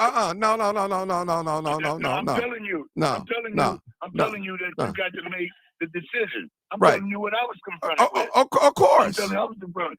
Of course. The dude told me, and then I got scared. I'm gonna tell you, I got scared. Yeah. I got off the transfer Listen. The dude told me. How many of us got scared when we was committing a crime? We were scared still committing a crime because we didn't want to get caught. I'm trying to tell you what he tried to set me up to do. Right. He told me, he said, look, man, I can have you to sell drugs. He said, I can bring the drugs to you. Man, you can be having clothes and different things. I didn't know how to say. I didn't know what to say. But I told him, I said, no, they won't do it. He said, that's the matter with you young folk right now. See, that's what your problem is. He said, you ain't going to never have nothing. This dude told me that right to my face. I didn't know what to say because he was working for UPS, but he told me what he can do. He said, I can bring the stuff to you and I can have it where you can, all you got to do is sell it and I can get the money. I ain't know nothing about selling no drugs, whatever, but he confronted me with that. Okay. All I'm saying to you, we got a bunch of people out here that want to run in that path and circle. We fight and we do different things. And brother, it just it all depends. If we really don't want that, now somebody say, "Well, you can't get rid of all of it." No, Well, okay. Well, listen. When you see the amount of people that's in jail. Listen, I ain't knocking no man or woman. If they hungry, they got to do what they got to do. I hate to talk like that, but I'm not knocking them. I hate to talk like that. I hope that you don't really believe that. Right. But Well, I believe. what you're saying. Listen. I mean, what you're saying is that people gonna do stuff. Oh, yeah, of I course. understand what you're saying. Of course. People gonna do stuff. Of course, they're gonna do something, regardless if you like it or not. I mean, come on, bro. They're gonna do stuff. I mean, the world is a stage. Everybody got their role to play. The world consists of murderers, liars, robbers, thieves, righteous, unrighteous, selfish, sinners. Somebody got to be a sinner. Facts. Somebody got to be a devil. Somebody got to be a saint. Facts. Come on now, brother. Somebody got to be hooked on drugs. Somebody got to be selling them. Well, somebody got to do it. Okay, now hold on, biblical man. Come on now. You're a biblical man. Well, people gonna do stuff. Oh, they're gonna do stuff. And people that somebody gonna cheat on their wife. You know what I'm saying? Somebody's gonna be faithful to their wife or their husband. Come on now. Now listen, God didn't point. Listen, bro. God didn't point out these sins for nothing. He knew the things that he pointed out that mankind will be doing, regardless of the gospel or what they hear. You're going to have some adulterers. You're going to have some fornicators. You're going to have some liars. You're going to have some thieves. You're going to have some haters. You're going to have some people that envy. You're going to have some people that be jealous. It makes up the world, brother. It makes it up the world. You're going to have some straight people. You're going to have some gay people, whether you like it or not. That's what the world consists of. With consequences, Martin. Yeah, but with of course. Consequences. We all got consequences. Yeah. Breathing fresh air comes with consequences. But if you ain't got, when you telling somebody what they doing wrong, it's when they committing a crime. If you ain't got a solution for them not to commit the crime, you ain't said nothing. Brother, I just laid out my plan. I say when you're not doing well in school, it's gonna stick with you. It's gonna stick with you, and you're gonna find different ways to make it. You know, old timer. When that judge said that, he didn't look at my transcript or know anything about school, but I was an excellent student. They got something to do with that too. You right? Yeah, they got something. I was an excellent student. I didn't make nothing under a B any of my school years. Well, but guess what? And I came from good stock. That's what saved me. Just like my man that was on his said, his mother still behind him. My family still behind me. They still behind me before I went to penitentiary. But the environment that I chose to be around led me to do all of the things that I did, which Martin's talking about, the crack epidemic, the drugs, the guns. I walked around with guns for years, drove cars, had cars and didn't have no license. Had them in the beginning, got my first set of license at 16, and probably didn't have them from my 20s on, but I had cars. My family wasn't doing that, but the environment that I was in, and the environment that I was in was in the urban areas of the West Side and in the project on the South Side. And I did, it was my choice, but that's what was available. I only told this story to my wife and never to nobody else, but I'll say it on this show. At one point I was so deep into what I was doing, the whole atmosphere, using drugs, committing crimes, making money, had money. And sat in a car and tears just started falling from my eyes, man, because I knew it wasn't what I could be doing. But at that point, I couldn't see a way out. Yeah, I could go back to my mother or my father who always been there for me and say, hey, let me come home, let me do this, loan me some money, I need to get on my feet. I didn't want to do that. But that's not the whole point. The point was I was at a place of darkness, man, and tears came out of my eyes, knowing that I could do better if I just gave myself a little chance. But guess what I did? Those tears fell. I felt bad for a little while, and guess what? When I got out of the car, I went and took care of my business. Well, that's true. That's that you keep saying that's me. Yeah, that's me and thousands of other people, tens of thousands, hundreds of thousands of people across the country. Just because old timers, you made the right choice, but you wasn't in the thick of what was going on. Yeah, you walked past it. And I went through it, and after all my trials and tribulations, I'm doing all right. I'm doing pretty good. I got a career. I got a business. My wife got a business. But it's just the point that I know what it is when all of this has been afflicted on you. And at the time, I didn't have the insight that the whole system was set up for me to fail. Nobody want to talk about that, though. I took the bite, and I had to deal with it. Okay, okay. And we got to go to the next calls, man. I'll let you. You didn't talk already. Okay. I got 5 people online, man. They just been waiting. Yeah, go ahead. Marcus, did you want to say something? All right, go ahead. Marcus, did you want to say something? If not, I got B Red. You just listen. Go to P Red. I'm listening. Because come on, brother. 214. Come on. Ooh, man, I'm gonna make this brief. Go I ahead. can see it in your face, brother. You ready to go to bed? That's right. Go ahead. I'm up. I'm gonna make sure I get everybody, man. So I appreciate y'all coming on here. Yeah, I appreciate you and what you did today, brother. I know it was damn cold out there, and you was out there in it, and the community showed up. And I think what really shocked the people was not so much as the kids getting into it, the fact that they attacked the mother.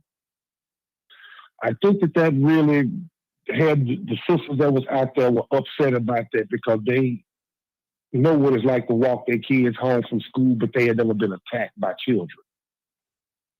And the fact that the little girl who threw the first punch looked at this woman, saw this, and looked at her like we look at people sometimes like, I could take her.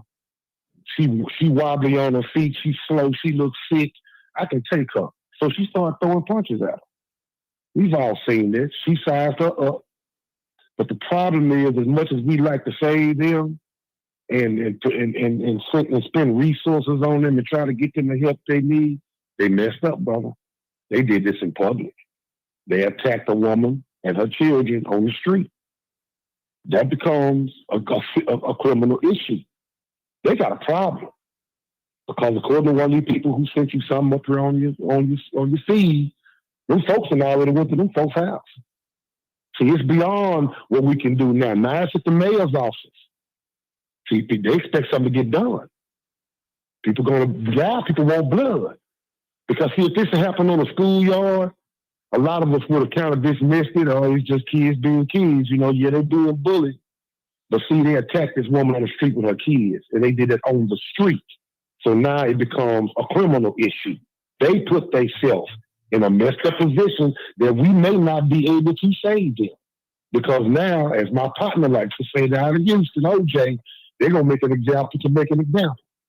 See, this won't be tolerated. Period. But let me give you a quick story and I'm out of here. Since the guy said middle class folks don't do this. Martin, I bought my house out here in the suburbs in 2000. I'm not bragging, y'all. I'm just talking the facts. I bought my house out here in 2000 in the suburbs. I was 32 years old. I was the youngest person on my street to have a house like the one I had. This neighborhood is surrounded by $200,000 houses. Black community. I sent my kids to the school, which is 400 yards from my front door. My daughter got into a fight with another little girl over a boy. She got jumped by 15 kids. My son, my 2 sons, and some of their friends fought kids from the school to my front door. They shut the whole street down. Cars couldn't even get down the street because these kids were fighting all in the middle of the street, and my daughter was in the middle of it. My daughter finally came in the house and got a butcher knife. Thank God the Cedar Hill Police Department came up with the motorcycle because he had saw what would happen. People were calling the police all over the place, but he had finally just followed the crowd of kids all around the corner, and here comes my daughter out of the house with a butcher knife in her hand. So this is where that bullying stuff can go. But the problem is, the policeman saw with the butcher knife. Now he got to handle this completely different. He didn't pull out his gun, thank God. He showed mercy because he could have shot and killed her right on the spot and been right. He grabbed my daughter, Sam, to the concrete, put her in handcuffs and took her to jail, even though she wasn't the one that started the fight.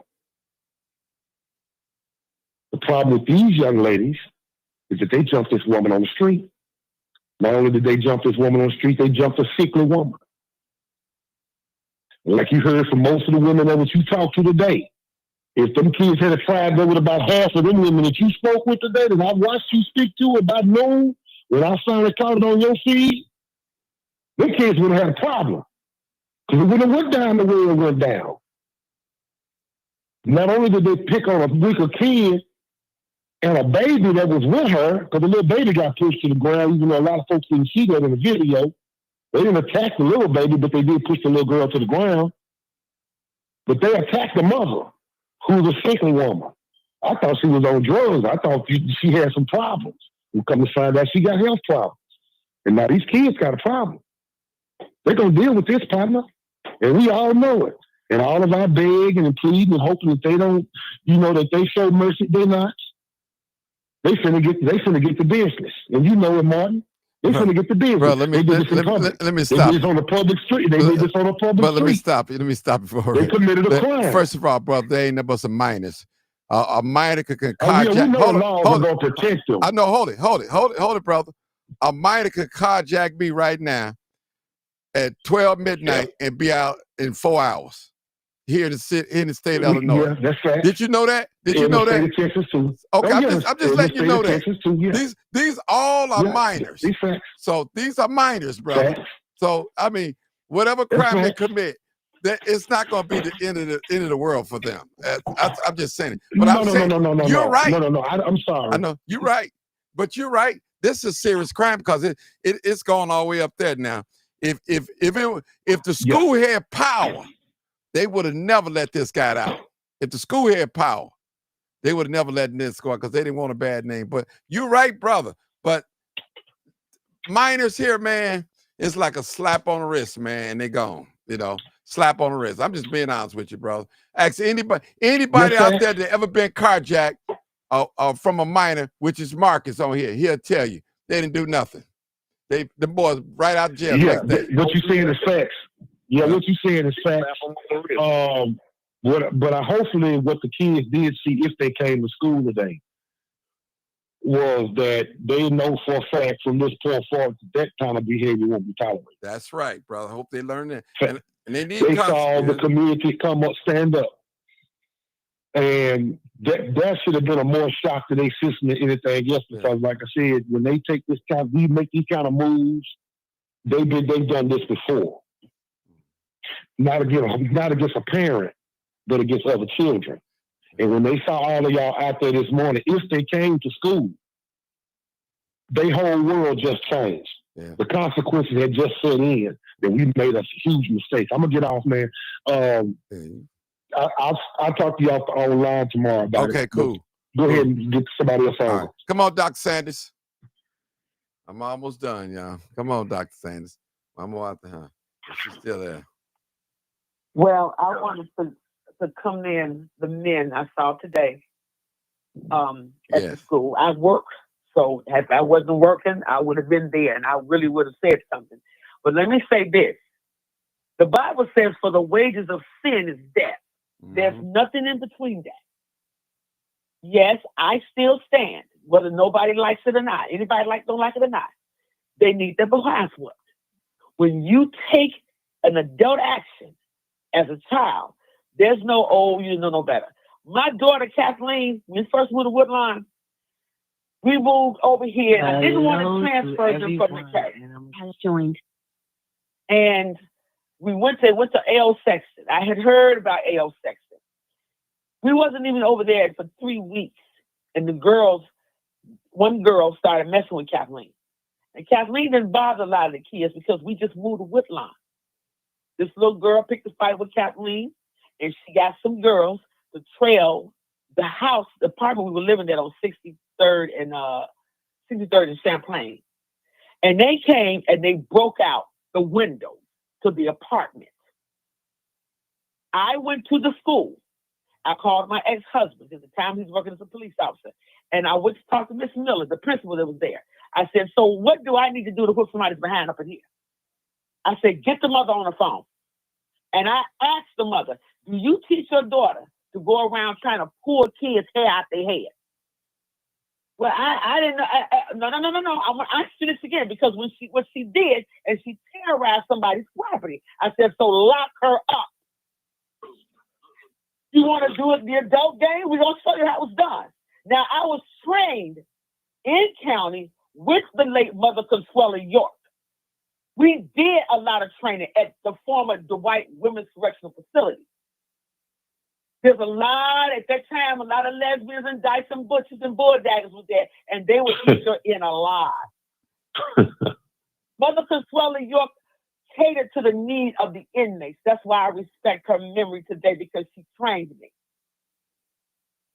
My thing is, when these young children start wanting to do adult things, then that means they're ready to deal with adult actions.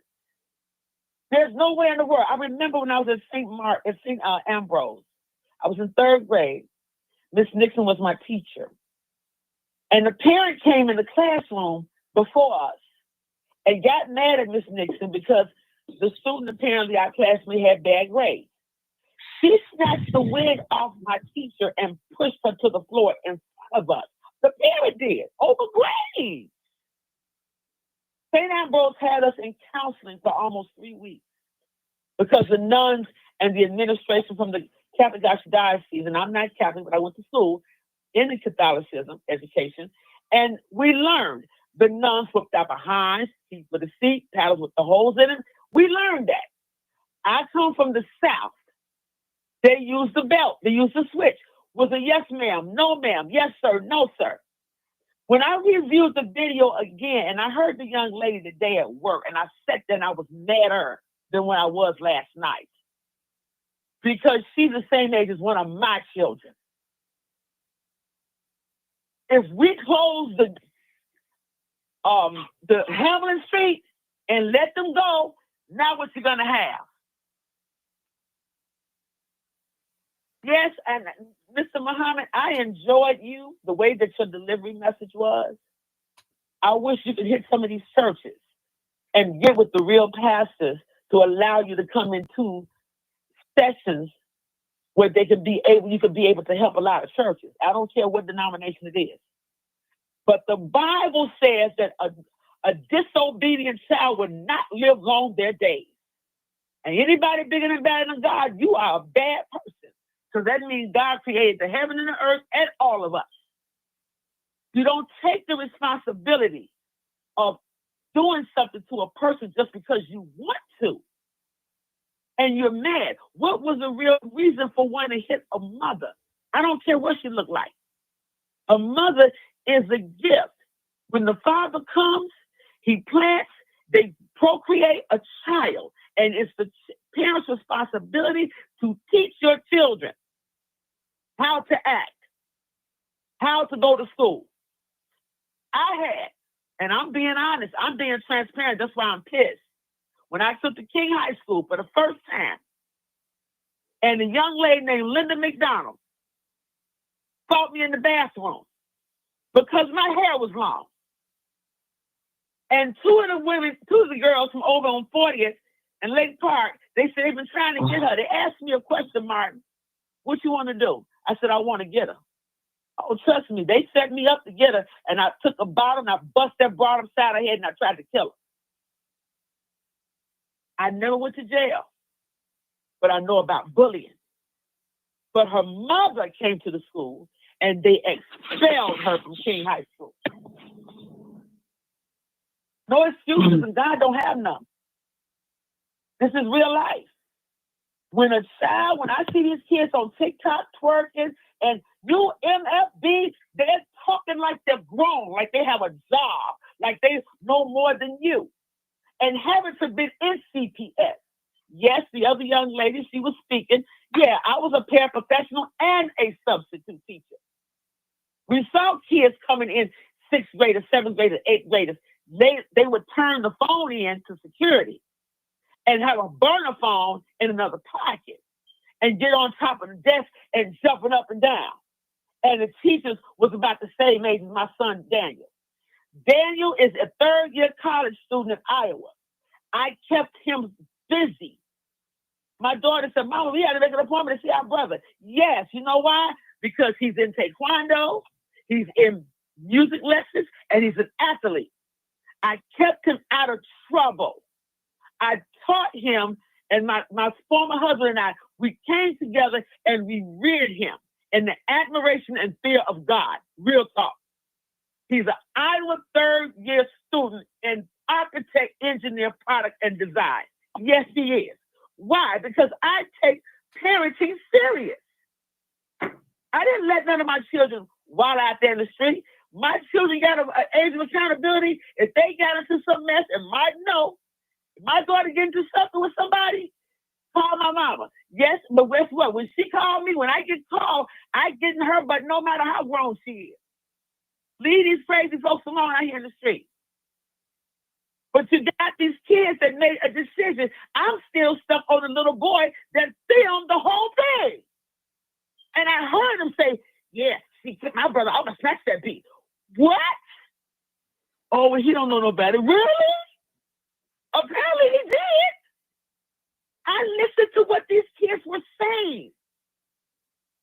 And it broke my heart. They talked about it at my job. That girl could have died. She could have. Had they continued to beat her in the head with their feet, they would have killed her.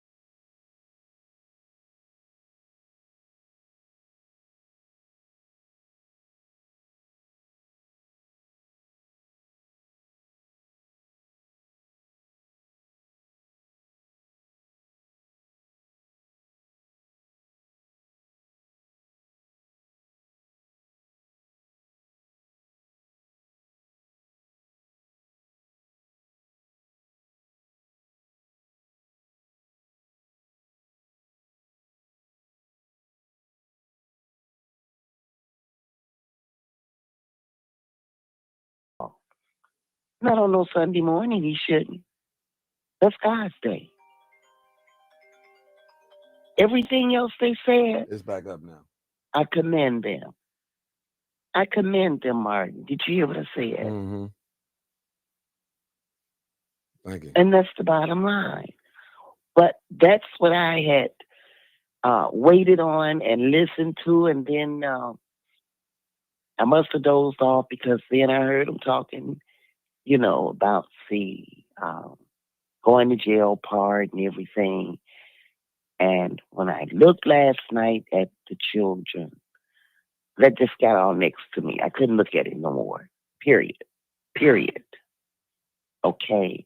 Because until people start to bring prayer back in their house, it's not going to work, baby. You got to have God in that house. And these children need to know about God and his word. And I'm going to leave it just like that, Mark. I can't argue with that. We're going to take the last caller. That's it. Last call. All right, baby. Be blessed. Be blessed. Thank you. 609. 609, people. Area code. Are y'all ready? Yeah, we ready. Okay, let's get ready. Basically, yesterday I listened to everything that has been said. We went for what happened to the young lady and misinformation that she was pregnant. She was not pregnant. Today, I went to do the whole story for her in the hospital. Now, we're going to start here. And I knew one thing about God. And I said to myself, everybody thought that was a left field. God bless. But what happened was she explained that she was not pregnant. We're going to skip through that. And everything was a confirmation. I remember back about a week ago, I told you that we got to get a million-man march. And then the gentleman last night brought this up. See, God brings confirmation. What I want to say to y'all is that all these people that's talking, I come from old school warrior. I've been amongst the bus that laid down their life for 40 days like Jesus. You understand? They didn't cleanse because they didn't have the spirit. They cleansed the poison that was in their body to be moved so they wouldn't be sick. So I just want y'all to get ready for this, hear what I'm saying. So back then, when I told you about 2 weeks ago, and I said to you, and I said, we got to have that unity. Because at the time, Farrakhan is older. He had the ability to bring us together. We in a place where whether or not Martin Luther King, Farrakhan, we all was in a place. This is about now. Everybody's not understanding. And these people, you're preaching, you're going out. But see, God, if Jesus had to fast, he's telling us to fast. And I've been amongst the warriors that fast for 40 days, and the only thing they did was brush their teeth. They didn't even take 2 ounces of water to reveal, if you the God that you say you are, and I did what I did, then you will prevail. These women are not doing that. They talk, they put 1 meal down. I've been there on that journey. So this 609 that you think is in the left field, God told me everything. You don't know me. But he said everything is going to come from confirmation. And when I said this million march, because it resolved and it changed men, fathers, everything. I got 7 men in my family that got a certificate. They gave a certificate for the Million Man March. And all of them. And it did. Fathers came to do the right thing. Husband came to do the right thing and everything. So what I was saying, these women, come on. If you really, really want results, it ain't about you doing that because we was out in the street. Come on. It's about the fast. and not one meal. It's about turning down a real plate. If you're a real woman, you service the way you did, I had to. 15 years of marriage. I had to go through everything, and because from that Southern woman that raised me, my voice Can is I ask you heavy, a question? but I'm humble. I'm Mother, humble. But mother, from that woman, mother. and I'm just trying to say Hold to it. y'all, Hold the it, mother. most biggest thing. Hold it, mother. Now let's rewind a little bit. Help me out now. You know, I went to public school. I'm a little slow. I just need the help. I need you to help me out. Now, you said the Million Man March, right? Right. Okay. What do you mean? Tell me exactly what you mean by you did say something about a Million Man March. I give you that. Now, has it happened? Right. Or is it going to happen? I mentioned it to you. I mentioned it to you a long time, 609. Okay. And you feel that there last night, when we're talking about the children, it's a gentleman that came on to your panel, and he said, wow, you know what we need for unity? A million men. I said, thank you, Lord. Because when I was bringing, telling, he said, it may have to take the church. See, Malcolm, Farrakhan brought it before. And he said maybe the church had to bring it. In other words, unify. I can't give you the title how God wants us to do it, but we're in a place. We in Martin Luther King. We in Farrakhan. We in all this where our children, where we're going, not only our children, they trying to rob everything that it is to remove the tape, everything that is. But when I mentioned it 2 weeks ago, and it touched my heart because I said everybody on this panel thought I was going to let them, and I said God said if it is, it'll come to pass. It'll come again. Did it come to pass? Hold on. You was on the line. Hold it. We haven't had no Million Man March yet. The brother repeated what you said last night. It would take right, and I said that's the confirmation what he wants. God wants us to have, because Farrakhan is up in age. It's no more powerful. It's only two men that could bring that type of unity, and that was Martin Luther King and Malcolm X. Look, Farrakhan is old. And Martin Luther King is no longer here. But what I'm trying to say, the spirit that he wants us to have, in other words, I don't know how he is going to be unified, but it is the time. It is the time. Well, let me just say this. And I just want to say. Okay, I want to say something too. Thing. I want to say something too. I mean, now the Million Man March was a success. But after they left, what happened?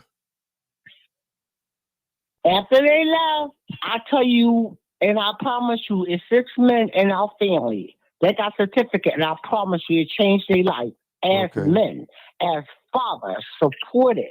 And this is what we need. We need the support, and as far as father. And only thing I'm saying, while they was marching.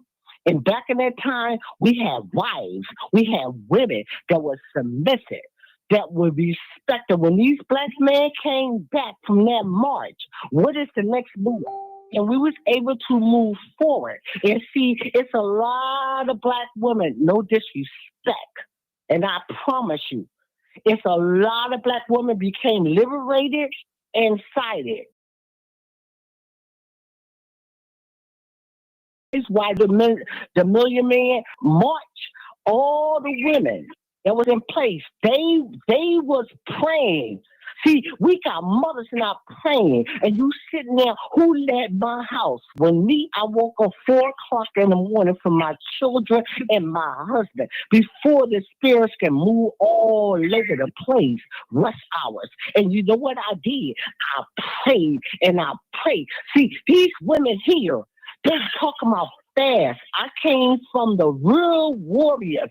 They turn 1 meal down, and you know what they think? That's enough. No, it's not enough.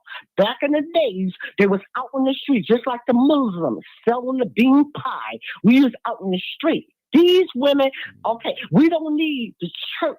It's the people. A building can be anywhere. We need really revival church. We need this to get, if everybody coming, this is so serious, and I'll promise you, and this is a spiritual battle. It's only, they say 30 million. Okay, it might only be 15 million because they lie. It's not many of us left. But at the time, what we have, prayer will conquer that. These women, as mothers, where's the group? Let's get in a room. You understand what I'm saying? Not go out to have a dinner to talk about this. Let's get in a room. This is serious. I want us all as women, as we supposed to be. Forget your title, all that. Let's pray. Let men be men.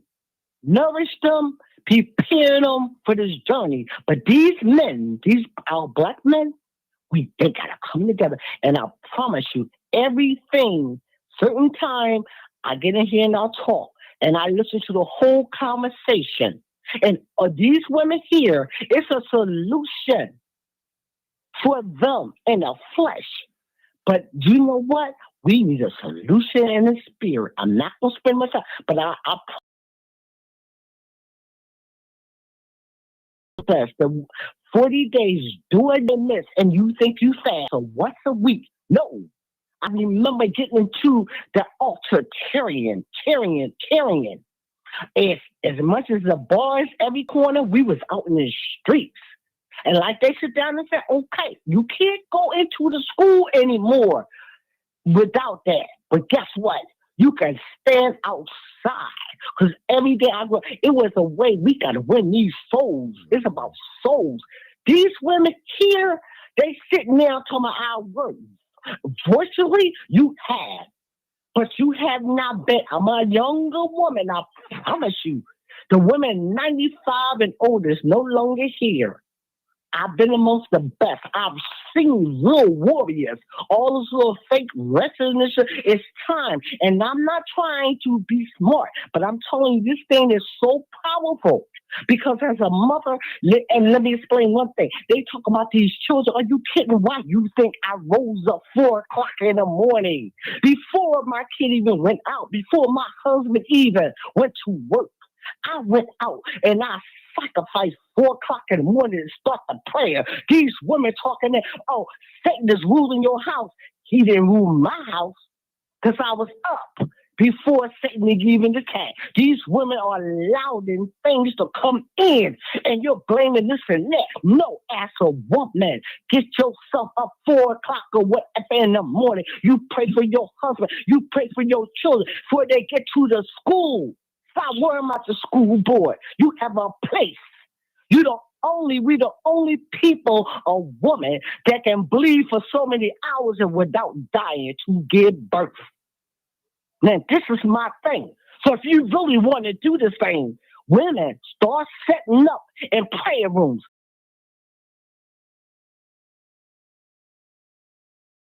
I will get down there with the mothers. These women are not doing that.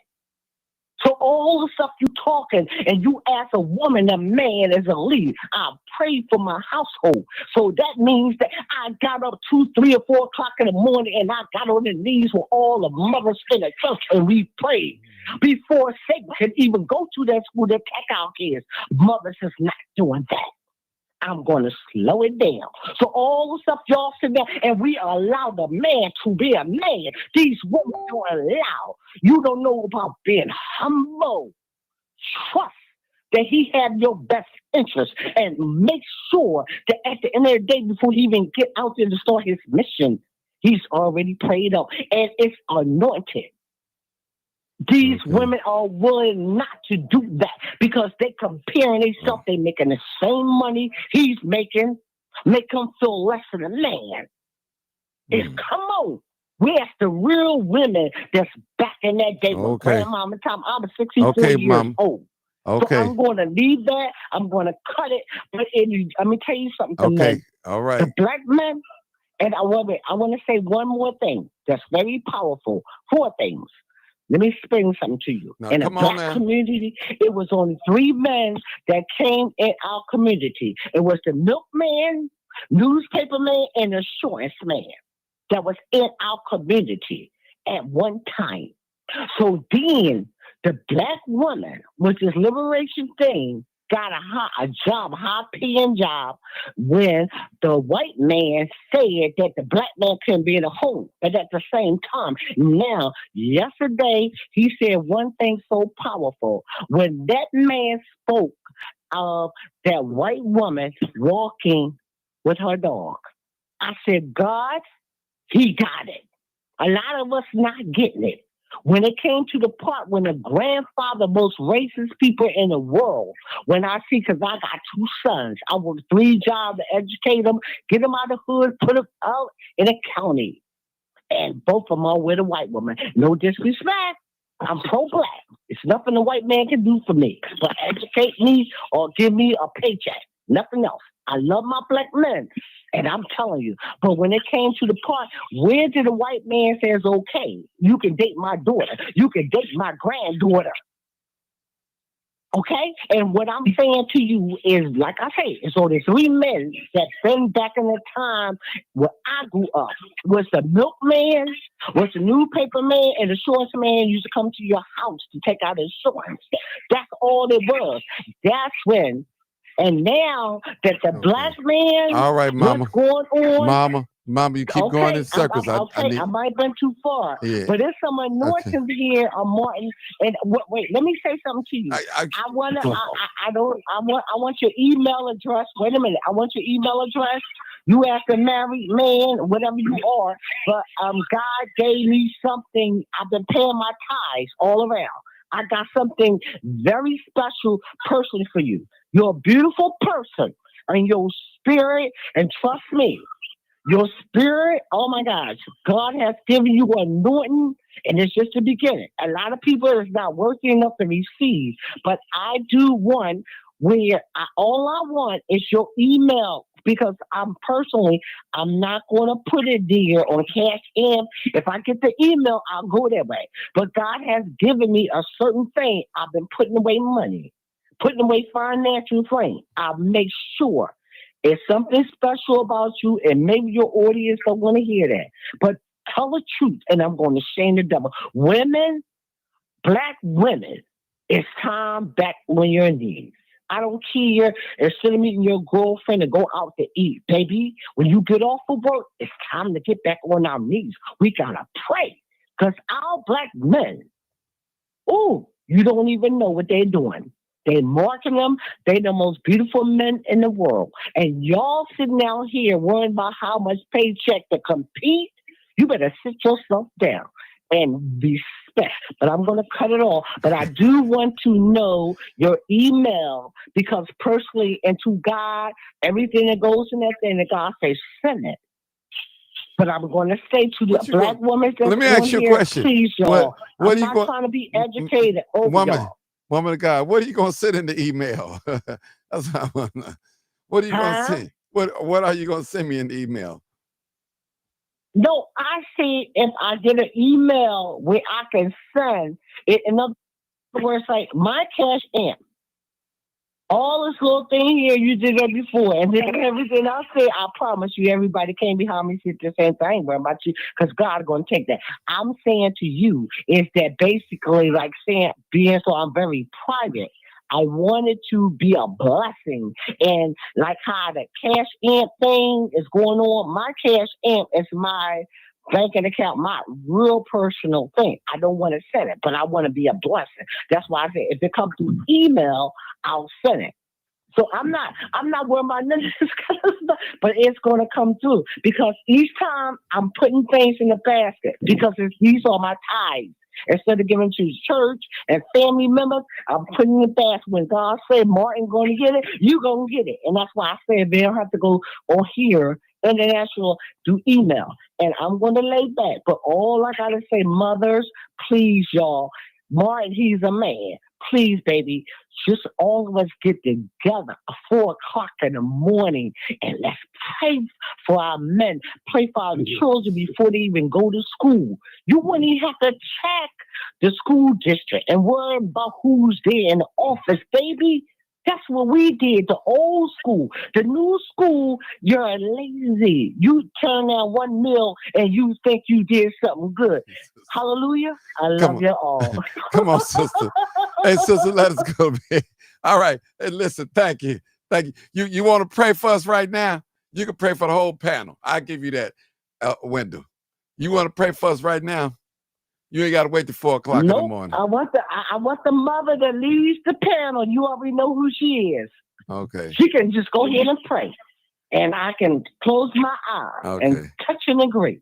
She's not here. She left out. First lady left out. But it got to be a woman in here. It's a woman in here. Pray. It's a woman can pray. It's a woman. Dr. Sanders in here. Come on, baby. Let's come on. She a prayer warrior because we need to do this thing right. We need the discernment, the vision. But God is coming forth. And I can't explain to y'all how powerful it is. You don't even know what's going on. Y'all don't know. But God showed me this a long time ago. I waited for this day. I lived for this day. Now, come on. What woman is on here, a mother, that's a praying warrior? Do we have any praying warrior women? Y'all liberated. Y'all got tight veins out there in the flesh. Let's see, where's the praying woman warrior? Come on now, you got to be kidding. Y'all had all this to say about the flesh. Let's see what the spirit is going to prevail. Let's heal our beautiful black men. Let's keep them strong. Now, how do we pray? Come on now. They're afraid. Now, all of us talking about it. Don't worry. That's how you know. Are you asking for prayer, Martin? Yeah. Martin. She. Okay, go ahead, baby. I was asking the 609 to pray for us. And she talking. She be fasting and all that. So I said, well, you might as well pray for it. Don't wait till 4 o'clock in the morning. Pray for us now. Yeah. So you go ahead, Dr. Sand. You can pray for us, and we're gonna get off. Pray much. Yeah, come on. Gracious Father, we thank you on this night this morning, let's say, oh God, humble as we know how. God, we ask you right now to look on each and every one that is here, the panelists, be it male and female, family, and including Martin Johnson. Lord, we ask you right now to forgive us for all of the things that we have done that was offensive to you, God, that we would come repenting before you with a humble heart, a humble spirit, and a humble mind. But God, we ask you, even on this situation with the young lady, Lord, you see her need, you see her children's need. You created her body, you created her children. And God, we ask you right now to beat back the power of the enemy. In the name of Jesus, Lord, we ask you to look on the men that are here, the men that are speaking up, oh God. Lord, manifest into their world, into their life, into their selves, into their families, oh God, that they will continue to be the men that you want them to be at this day and time. And Lord, we ask you to look on the women that are the sound of my voice. Touch them right now. Heal them, oh God. Deliver and set free. In the name of Jesus, make ways, open doors. Solve the problems and work out the conditions. In the name of Jesus, God, we ask you right now because we trust and lean and depend on you because you are the author and the finisher of our faith. And oh God, as the children get up to go to school in the morning, those children that were disobedient, oh God, touch their homes, touch their families. In the mighty name of Jesus, God, do your will and your purpose in their life. Restore forgiveness, oh God, and love and peace and harmony. Touch this city, oh God, that's in trouble. We need you right now. In the name of Jesus, we are right now, Lord, seeking your peace, seeking your faith, seeking your love, seeking your understanding, oh God, and helping us to do right according to the will that you want us to do. And oh God, as we lay our heads down to the middle of the night, Lord, give us comfort and peace and beat back the power of the enemy on every hand. In the name of Jesus, God, we will trust you to do it, oh God. Touch this country, oh God. Touch our governor. Touch our police force. Touch the firemen, oh God. Oh, Jesus, we need you right now. We are looking for you, oh God, and we know that there's none above you. In the name of Jesus. And God, continue to bless us throughout the rest of this week, the next days, and let it be known that, God, we love you and show your face up in our sleep, oh God. In the name of Jesus, this is our humble prayer. Thank God, amen. Hey, man. Thank you, Now, Dr. did Sage. you see? That's what we used to. That's how we be delivered and we come together. I'm so grateful, and like I said, I'm gonna keep putting that money in that bash until God say release it. And then all I need from you, Martin, all I need from you is that I don't have your email address to mail it. I respect the fact you're a father, grandfather, husband, whatever. This ain't got nothing to do with that. God looked at you and see the sacrifice that you made in your life, and you don't ask for nothing. And every time I say, I got to pay my tithes, and I ain't going to tell you what my tithes is. I put it in that little basket. And they said, Lord, because I used to bless all many families, and God said, give it to you. And that's all. And I'm grateful. This is the first time. You might think I'm crazy, but God brought prayer to this night. And that's all I'm going to say. And I love all y'all, sweetheart. You gave a beautiful prayer. God bless us, because we got it. We got to get through this thing for our children. I love y'all all. And All I right. promise you. All right. All right. All right. All right, people. Y'all already know what it is. You already know what it is. Live, That's it. uncut, unedited. Tell the truth and shame the devil. I love being